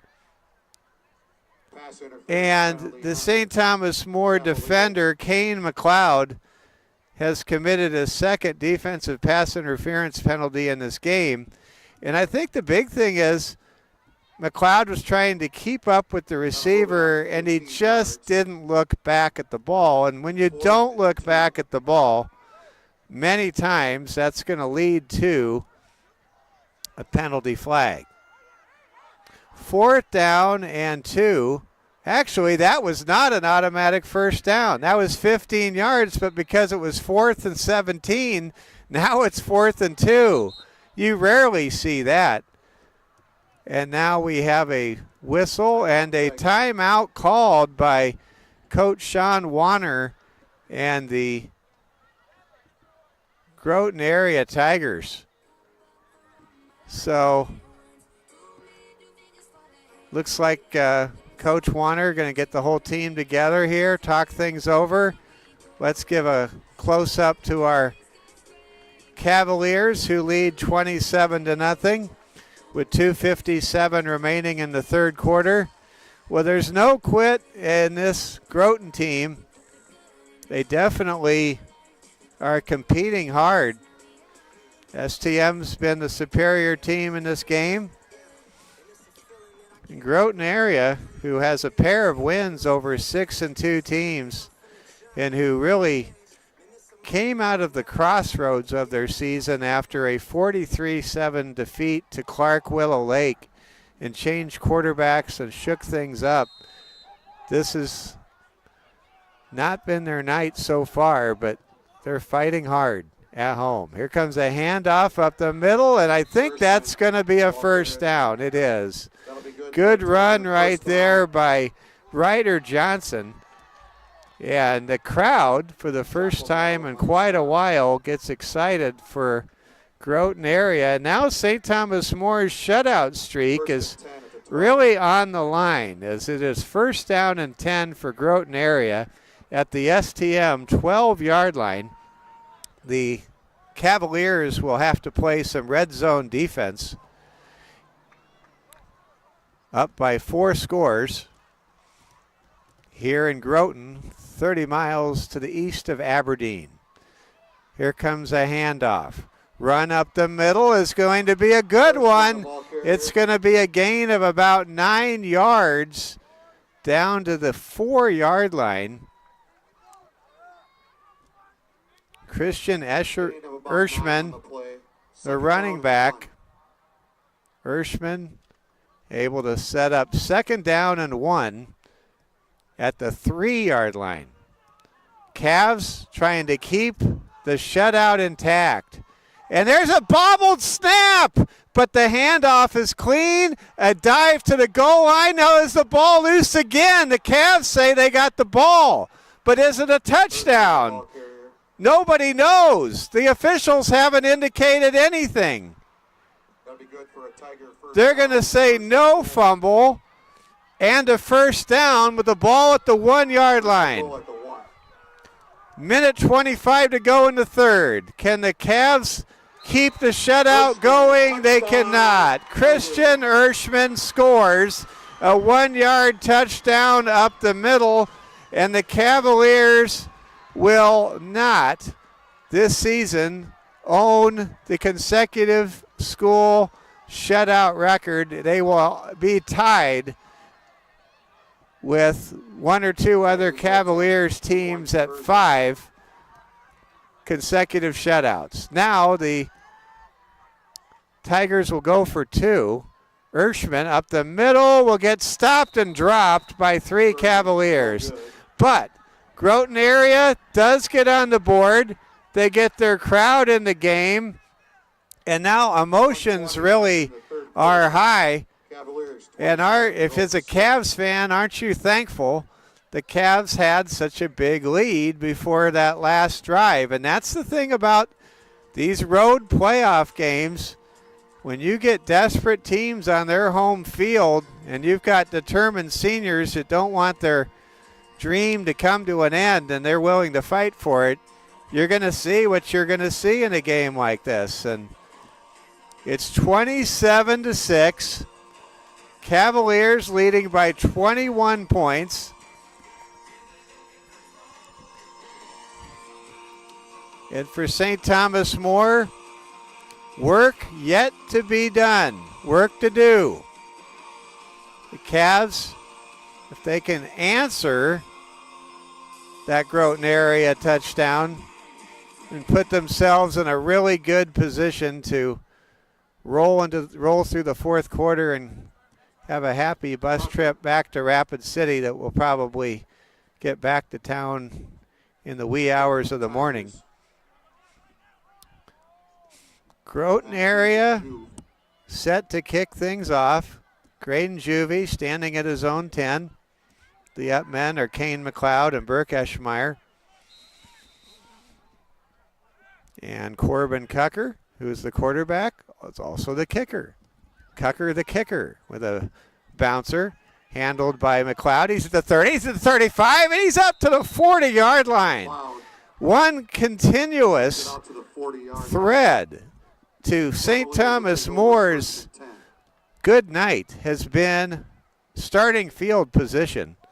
St. Thomas More has started beyond their own 35-yard line on every drive except 2. Unofficially, 7 drives for the Cavaliers have started beyond their own 35-yard line. Cavs now line up with receivers split, 1 to each side. Quick pitch to Juvie. Good blocking on the edge. Juvie running hard, and he gets unceremoniously tossed out of bounds, but not before he picks up a gain of about 9 yards, bringing up 2nd down and 1.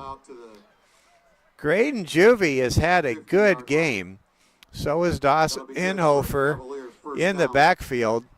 Cavaliers have relied much more tonight on their running game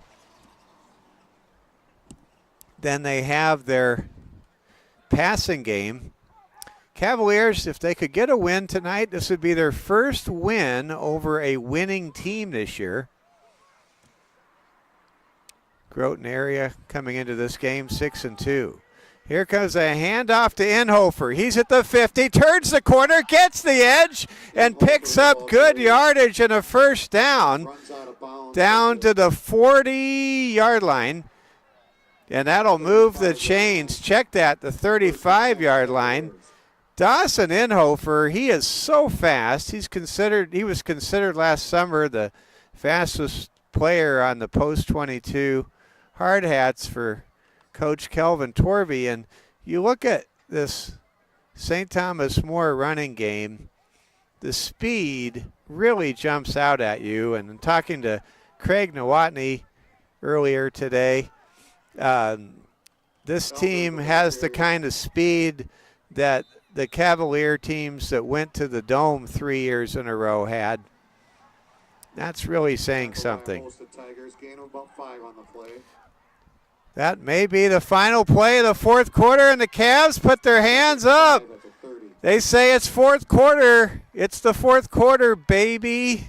And the Cavaliers are ready to go for their first road playoff win in years and their first East River football victory in 8 seasons. Cavaliers are pumped up.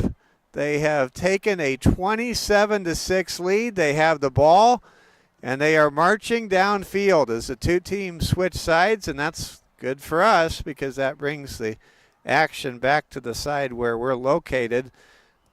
This is Mike Fell broadcasting from the Forklift tonight here in Groton. St. Thomas More, 12 minutes away from raising their record to 7-2 and winning their 7th consecutive game. No team has defeated St. Thomas More since August, and no team that's not ranked in the top 4 in the state has been able to take down STM this year. This is a great football team, and this is a proud time to be a Cavalier football fan.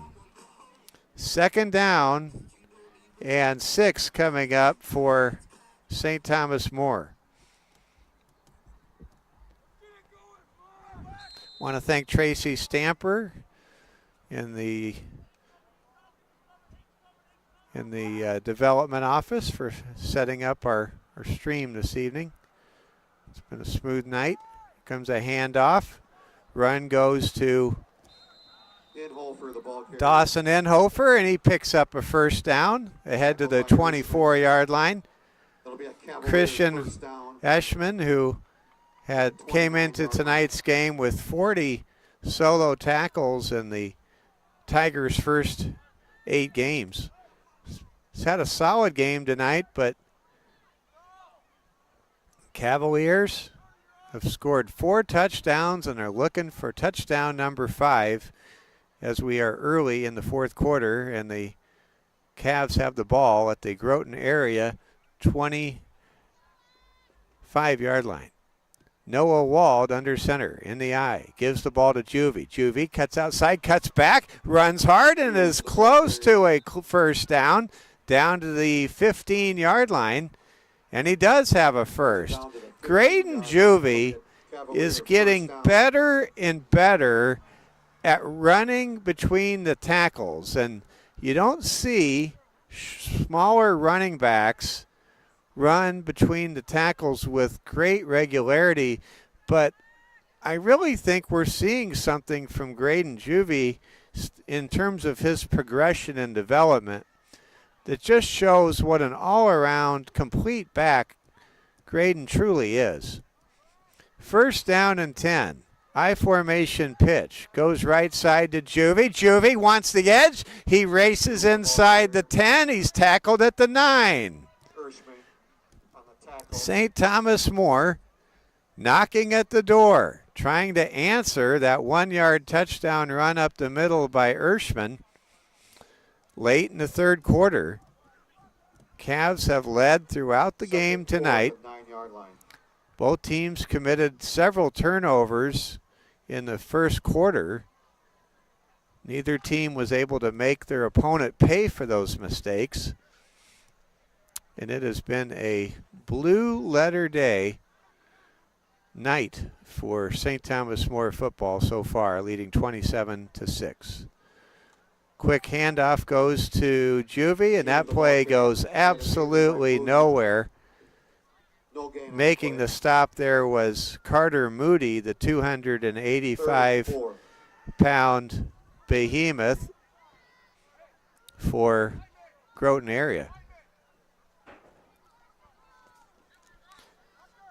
It is 3rd down and 4 coming up at the 9-yard line. Clock winding under 10 minutes to play. Cavs break the huddle, clap their hands. Cavs, you can feel it. They are 1 touchdown away from putting this game on ice and having a very happy 7-hour bus ride home. Rolling to his right is Wald. Wald in trouble, still on his feet, throws ahead to Elder, who makes the catch, dives towards the goal line, and he's down at the 2. That was a marvelous example of the poise, composure, and vision, the complete package of freshman quarterback Noah Wald. Wow. If this man's a freshman, show me what the sophomore season looks like. Wow. We have something very special in number 5, Noah Wald. 1st down and goal to go at the 3. Wald in the gun. Man goes in motion. Check that. That's Juvie in a Wildcat. And I think the Cavaliers may have had 2 players moving at the same time, and they do. Ryan Nagebauer took off, and Juvie was kind of stutter-stepping, waiting for that snap. And I give a lot of good credit to a very good officiating crew tonight. They've been great. They caught that infraction. Not every umpire would be able to catch that, but they did. 1st down and goal to go at the 8. St. Thomas More breaks the huddle. This play happening right in front of our camera position. Wald under center. I formation. Elder and Inhofer in the backfield. Handoff goes to Elder. Elder runs forward and scores!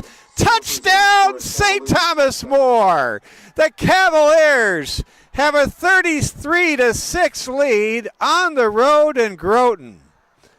Celebration abounds among the Cavaliers players on the sideline and on the field.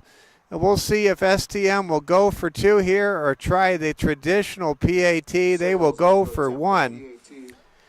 And that was a solid response for St. Thomas More to Groton area's touchdown late in the third quarter. And that drive did chew up quite a bit of clock with 7:58 to go in the fourth quarter. There's a bad snap, and Sales will just dive on it. And the score will stay 33-6. Well, the Cavaliers lead again by 27 points. They have this game right where they want it, and we'll take it. It's been a while. Never in the 5 years I've been bringing all of you Cavalier Sports Network action have I seen the Cavaliers cross the Muddy Mow and get a win. It's been a dream goal to see it, and it's happening tonight. This is great. 33-6, St. Thomas More up by 27. If this result holds, we will be with you either in Mount Vernon for a rematch of our Week 2 36-30 setback to number 4 ranked Mount Vernon Plankington, the Titans, back in August, or maybe, who knows, maybe the Wagner Red Raiders rise up in Mount Vernon tonight and stun everybody, and then we would be at home against Wagner in the second round of the playoffs. Cavaliers trying to be road warriors in 2024. And this Cavalier team showing that they can go on the road and win. They'll be able to raise their road record on the season to a winning 3-2. But this would be their first long distance road win this year. Long kick taken on the fly by Taylor Deagle. Deagle running hard, steps out of a tackle and finally gets tackled near midfield at the 47-yard line. Joe Giacometto with a good tackle right there. Really want to thank Alexa and Coach Warner, the activities director Alexa and Coach Warner, everyone just taking great care of us. And I was given the choice of broadcasting from the bleachers or the forklift, and I picked the forklift, and I made the right choice. Don't always make the right choices, but this one turned out well. First down and 10.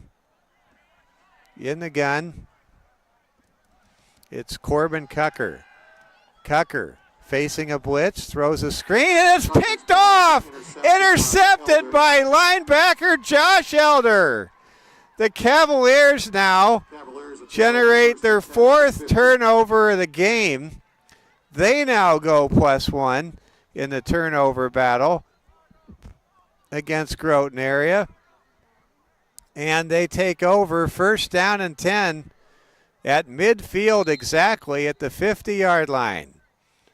Man alive, this Cavalier team, the way in which they're playing defense, running the ball, the speed they possess, the quarterback play, look out world. This Cavs team is here to do something big. We're blessed to be a part of this. Here comes the Cavaliers running to the left. Juvie dives forward near the sideline and picks up a pair of yards. 2nd 8 at the 48. We've got a whistle and a stoppage in play now. 7:32 to go. Cavaliers are really sending all of you fans into a state of delirium. That's a good thing.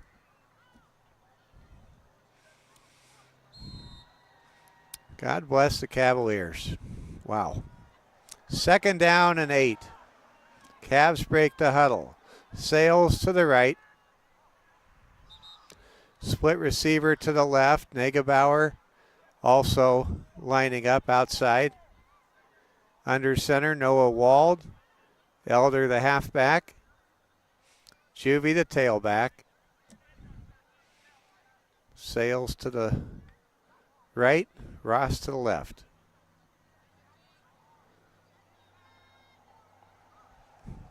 Here comes a handoff to Juvie. Juvie cuts it outside, turns on the Jets. He's at the 30, the 20, the 10, and he scores! Great Juvie just took down the house with that one. A 50-yard touchdown run.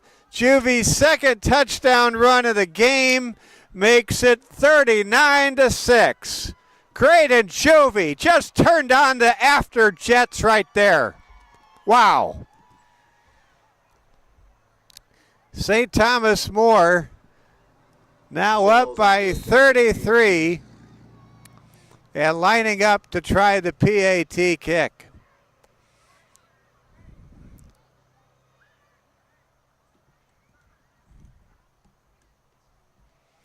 Ball is down, kick is up, and it is good. Kick is good.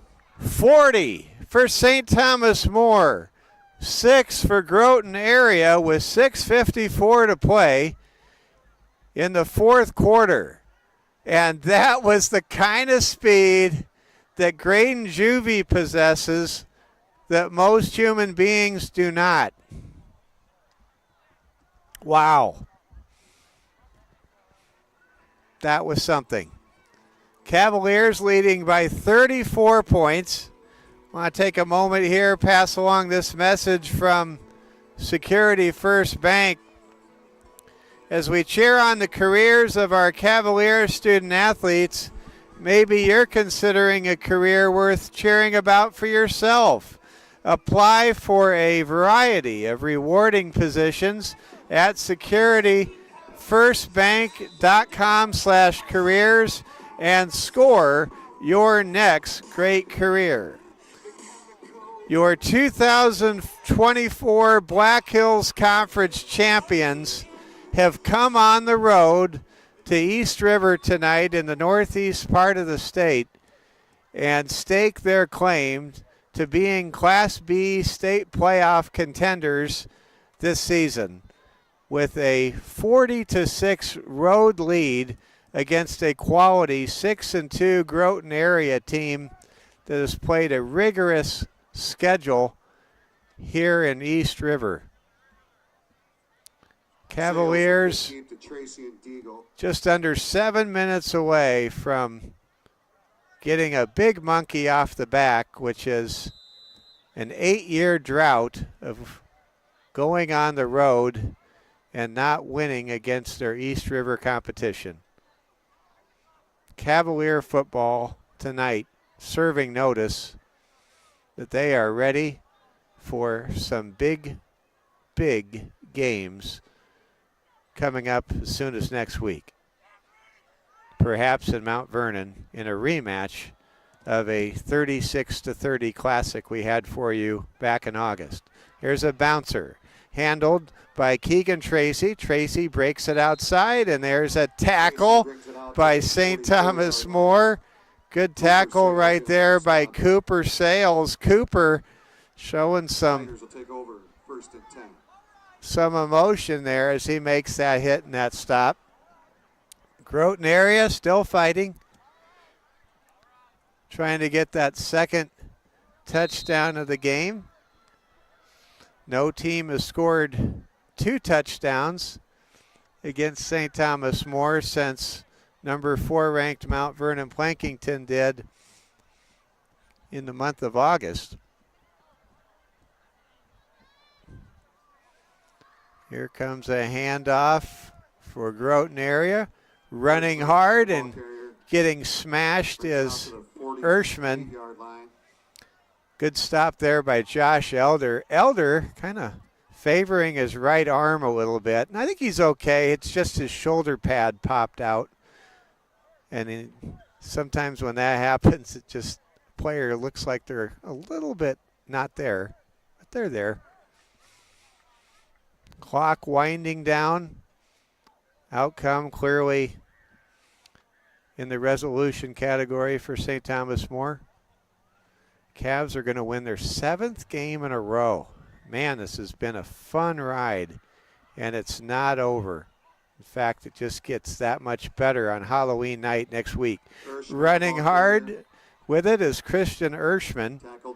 There are a number of juniors on this Groton area team that will be returning next year. I think you'll see Groton area have another season under successful longtime head coach Sean Warner.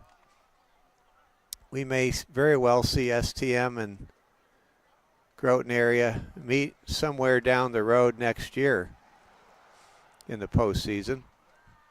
Comes a handoff to Ershman. Ershman running hard, going to get wrapped up and dropped after a short gain of 2. Clock now winding towards the 5-minute mark. Marty Reeve on that stop. Gain of a couple on the play. Second down. And Marty Reeve making the tackle. Last year, the season for St. Thomas More ended in the first round against Tri-Valley in Colton. Year before that, the season ended in the first round on the dimly lit fairgrounds of Clear Lake against the Dual Cardinals. 3 years ago, the season ended in Elk Point, South Dakota against Elk Point Jefferson's Huskies along I-29. 4 years ago, the season ended in East River on the road in Mobridge in the second round. But you know what? Tucker's pass to Tracy's complete. That's the past, and this is now. And right now, St. Thomas More is 4.5 minutes away from celebrating something great. And I'm thinking right now at this moment of a lot of you guys that have played for St. Thomas More in the last couple of years. You may not be able to celebrate this in person with the team, but I'm telling you, you know who you are. I know who you are. The fans know who you are. And you guys have set these guys up for a standard of excellence, and it is showing up, and we thank you. I'm thinking of you, Larson brothers. I'm thinking of you, Ben Feist. I'm thinking of you guys. And you guys are always at the forefront of our thoughts as we think of the great men who came before in the last couple years here with Cavalier football. And can't say enough about these coaches that put these players in position to win. And how about Austin Hagen in just his second year? There's a pass in the end zone. That's a touchdown. Tucker's pass to Urshman is complete. Christian Urshman catches a Corbin Cucker touchdown pass, and that's the 10th touchdown pass of the season for Corbin Cucker, and it's 40-12. And St. Thomas More giving up a pair of scores in the second half, sees the shutout streak not only end, but now somebody has scored twice against them. But this is against a really good team. Kick is good by Cucker, and it's 40-13. So St. Thomas More now 3 minutes 54 seconds away from celebrating the victory. They lead by 27 points, so nothing to be concerned about right now as far as who wins or loses. But we've had some really bitter trips in the playoffs to East River going back to Mobridge in 2020. And we've never gone East River in the playoffs and come out on top until now. And let's just celebrate this night, savor this night.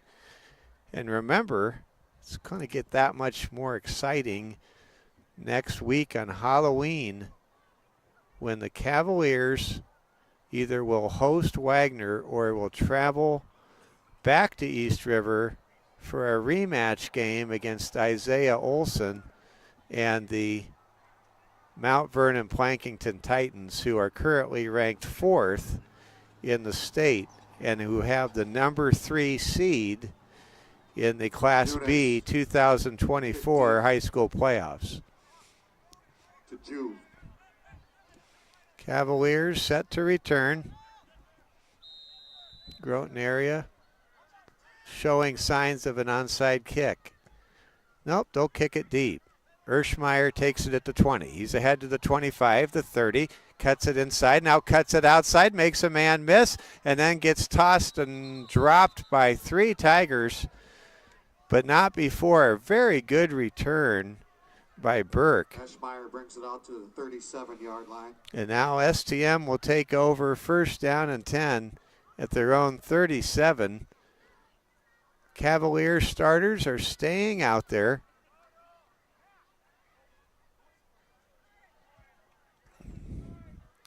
Cavs will have really been healthy this year. That's been a big plus. Let's give a shout out to Monument Health, one of our great sponsors. And how about trainer Kristen Whitley? She just does a great job keeping this team healthy and getting the guys ready and getting them back on the field. And players just really appreciate the work Kristen does. There's a run by Joe Giacometto, Joe Giacometto with his first carry of the night. Gets to midfield, and he's shaken up on the play. Gosh darn, the moment I talk about how healthy the Cavaliers are, Giacometto gets a little shaken up. That's called a sportscaster's jinx. Most times that's exhibited in basketball when a player goes to the free throw line shooting 80%, and the moment the announcer says they're shooting 80%, they miss the free throw. Cavaliers line up. First down and 10 at midfield. I formation set. Wald hands the ball off to the running back, who gets some nice help from some linemen. Picks up about 5 yards. Clock now winding under 3 minutes. Cavaliers fans, it's time to celebrate. It's time to celebrate a win, a playoff win, an East River win, a 7th game in a row win. This feels great. 8 years, a long time coming to get an East River playoff victory. Football in East River and South Dakota is tough with a capital T. There's a run on the left side. Running loose with it. Still running. Giacometto, I believe that is. All the way down to the 20. Joe Giacometto following the footsteps of Graydon Juvie and Dawson Inhofer tonight, and Josh Elder, who have just been great on the ground. We hope to talk to head coach Austin Hagen after this game. We'll see if he's able to join us. I invited him to come, but I told him to enjoy the moment with his team. I don't want him to come up here. This is history in the making for St. Thomas More football tonight, and we just really want to respect that Coach deserves to savor this victory with his team, and it all creates momentum with a capital M as the Cavaliers are going to go on Halloween next Thursday, most likely back to Mount Vernon.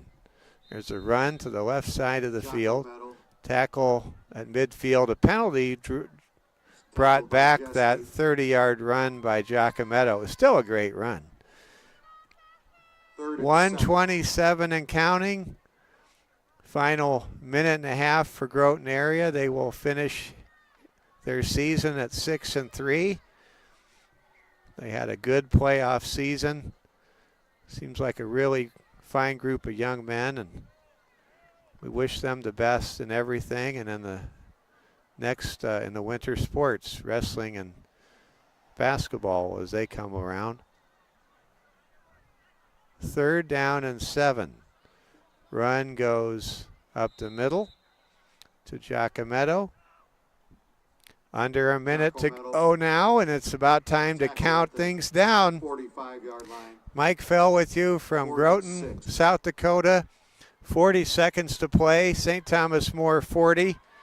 Groton area 13. The Cavaliers are going to raise their record to 7-2.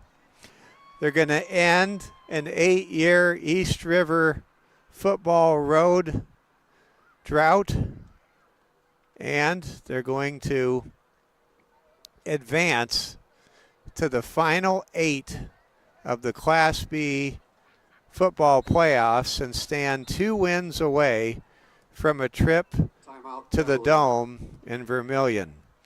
Timeout called. 8 seconds to play. We'll count those 8 seconds down, and we will celebrate this win. We hope to have Coach Austin Hagen join us.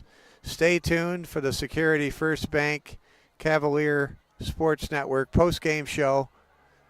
And at the very least, we'll have the camera celebration and most likely a team prayer to celebrate this moment with our Lord and Savior, Jesus Christ. 40-13. What a win What a great win for St. Thomas More football.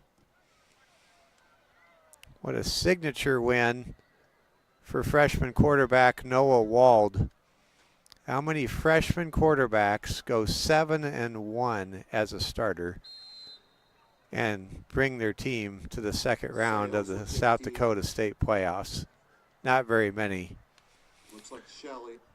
Looks like a punt coming up here. Final seconds. There's a punt, and it will go into the track area. Fans are exiting the stadium, and that'll do it. It's over. Clock reads 0-0-0. And there's your happy St. Thomas More Cavaliers. They will come out and shake hands, show good sportsmanship.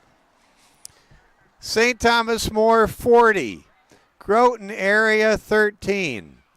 Cavaliers got the scoring started with a Dawson Inhofer touchdown run of 46 yards. Then St. Thomas More got a 32-yard touchdown pass from Noah Wald to Broden Sales. Things improved even more for the Cavaliers as they were able to come back from the halftime intermission with a long touchdown run by Dawson Inhofer, and there go the Cavs. Let's watch them celebrate this win. Now that they've shaken hands, they can get out into the end zone and just bring it all together. You did it, boys. Enjoy it. You worked for this. Winning on the road in the playoffs in East River is very hard to do. This Cavalier team just got it done, and they got it done by 27 points tonight, 40-13. This is going to be a happy 7-hour bus trip home, and we're going to hang tight, see if we can get Coach Austin Hagen to come over here and join us. You're welcome to keep on watching, and we're just going to give you the close-up here of our victors, our St. Thomas More Cavaliers. 7-2 now on the season, and ticketed for Mount Vernon or a home game against Wagner. I'd say it's about a 95% chance we'll be in Mount Vernon for Halloween, and it won't be for trick-or-treat. It'll be for football next week. What a night. What a performance. Dawson Inhofer with 2 touchdown runs. Graydon Juvie with 2 touchdown runs. Josh Elder with a touchdown run. Noah Wald with a touchdown pass to Broden Sales. Broden Sales, extra point department, was good. 5 for 6 in the game. And a bunch of the parents have come out and joined the players, and we'll just kind of give you the close-up view here. And now we hope Coach Hagen can join us here in the forklift for our post-game interview. The forklift only has 2 stairs to it, so that's some good news. It's an accessible platform for Coach Hagen. I'm now going to be quiet because I think we're all saying a prayer. And now we're cheering. We celebrate this victory tonight, and we just give glory to our Lord and Savior Jesus. Cavaliers 40, Groton area 14. The Cavs are, I'm going to see if I can't wave Coach Hagen over here to join us. He's being interviewed by somebody, I think, for television. And see if we can get Coach Hagen. Coach Hagen getting his first playoff victory as a head football coach in his career. Coach Hagen now with an overall career record. It's waving to Coach to Noah Wald there. Appreciate Noah Wald very much. Noah's grandfather was here in attendance tonight. And, oh, man, what a night this has been. This has just been truly remarkable. We're hoping to have Coach Hagan with us stay here, and many of you are hanging in there. I do think Coach Hagan will come over once whoever is interviewing him, I think it's an Aberdeen person, finishes his interview. So stay tuned. Look to have Coach Hagan join us for our Security First Bank post-game Cavalier Sports Network post-game show momentarily.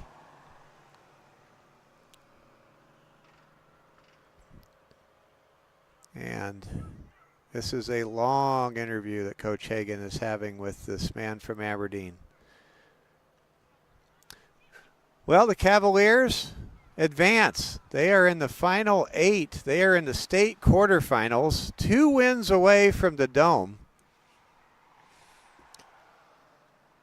Looks as though at this point, if the bracket plays out according to form, the Cavs would play Mount Vernon Plankington next week, and then they would be playing against winner if they can get past Mount Vernon Plankington in a rematch next week. It's a special time of year.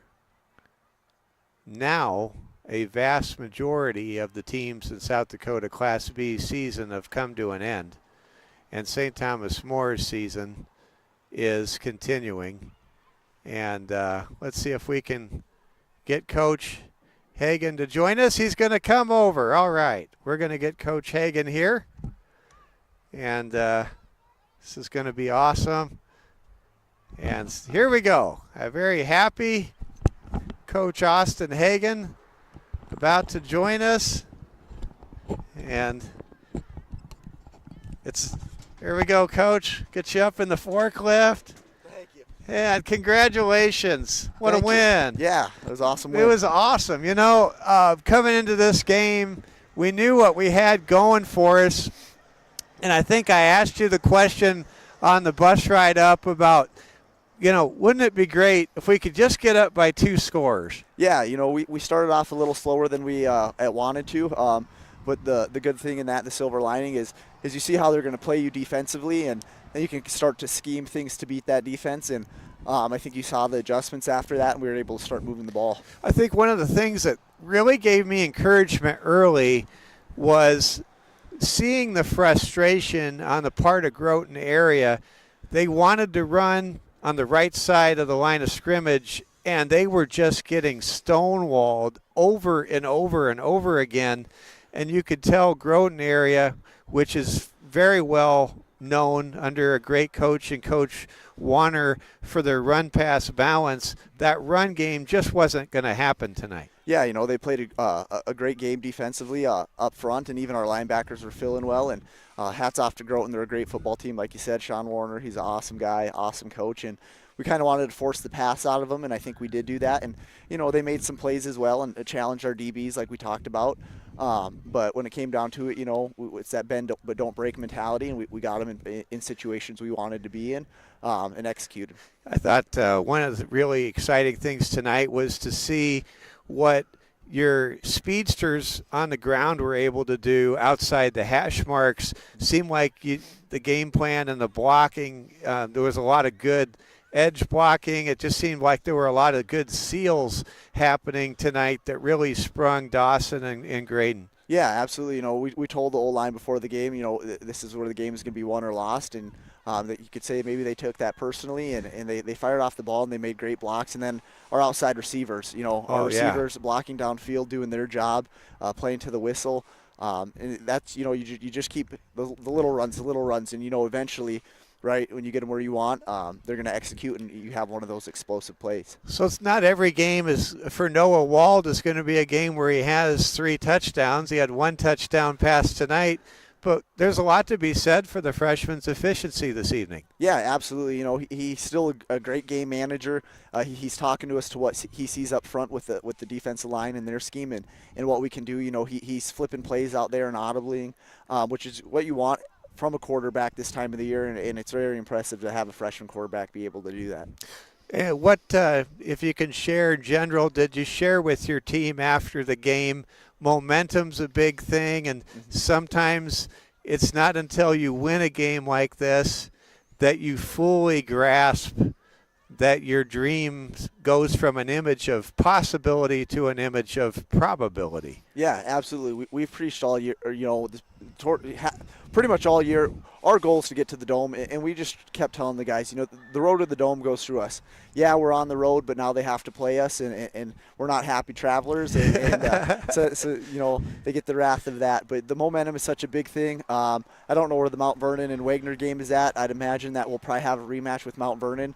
And they didn't overlook this game, and I think that was evident. No. But, they're going to be very excited to get that rematch in Mount Vernon. Absolutely. I know that coaches that win the first time in a rematch hate a rematch. Right. Because it's really hard to prepare for a team that you beat the first time. It just is. Yeah, always. At any level, it's hard to beat a football team, basketball team. It's hard to beat a team twice. It is. It just is, and I think we have a good matchup with them. Obviously we've gotten better. I know they've gotten better. Absolutely. And it's just going to be one of those games that's going to come down to 4 quarters. Final question. Just felt like I saw something that really got me excited tonight, and that is to see the interior running from Graydon Juvie. Mm-hmm. I mean, he is getting really good between the tackles. Yeah, he runs very hard, and he likes to get vertical as quick as he can. He's so explosive, and he's not going to go down on a first tackle. It's just not going to happen. He's going to drag a couple guys with him. And we're pretty blessed to have 3 backs that we can rotate the way we do and have the success with that. And they're so unselfish. They don't care who's getting the ball, who's scoring the touchdowns. They want to block for each other. So we're very blessed and spoiled in that aspect. But, yeah, Juvie's a heck of a runner, and it's always on display. Well, Coach, I know it's always about the team and the school. It's not about you, but congratulations on your first career playoff victory tonight. Thank you. Appreciate it. Absolutely. Way to go. That's head coach Austin Hagan joining us on the Security First Bank Cavaliers Sports Network postgame show. Our final score from Groton, South Dakota. St. Thomas More 40. Groton Area Tigers 13. For all of us with St. Thomas More High School and the Security First Bank Cavalier Sports Network, this is Mike Fell saying thanks for watching.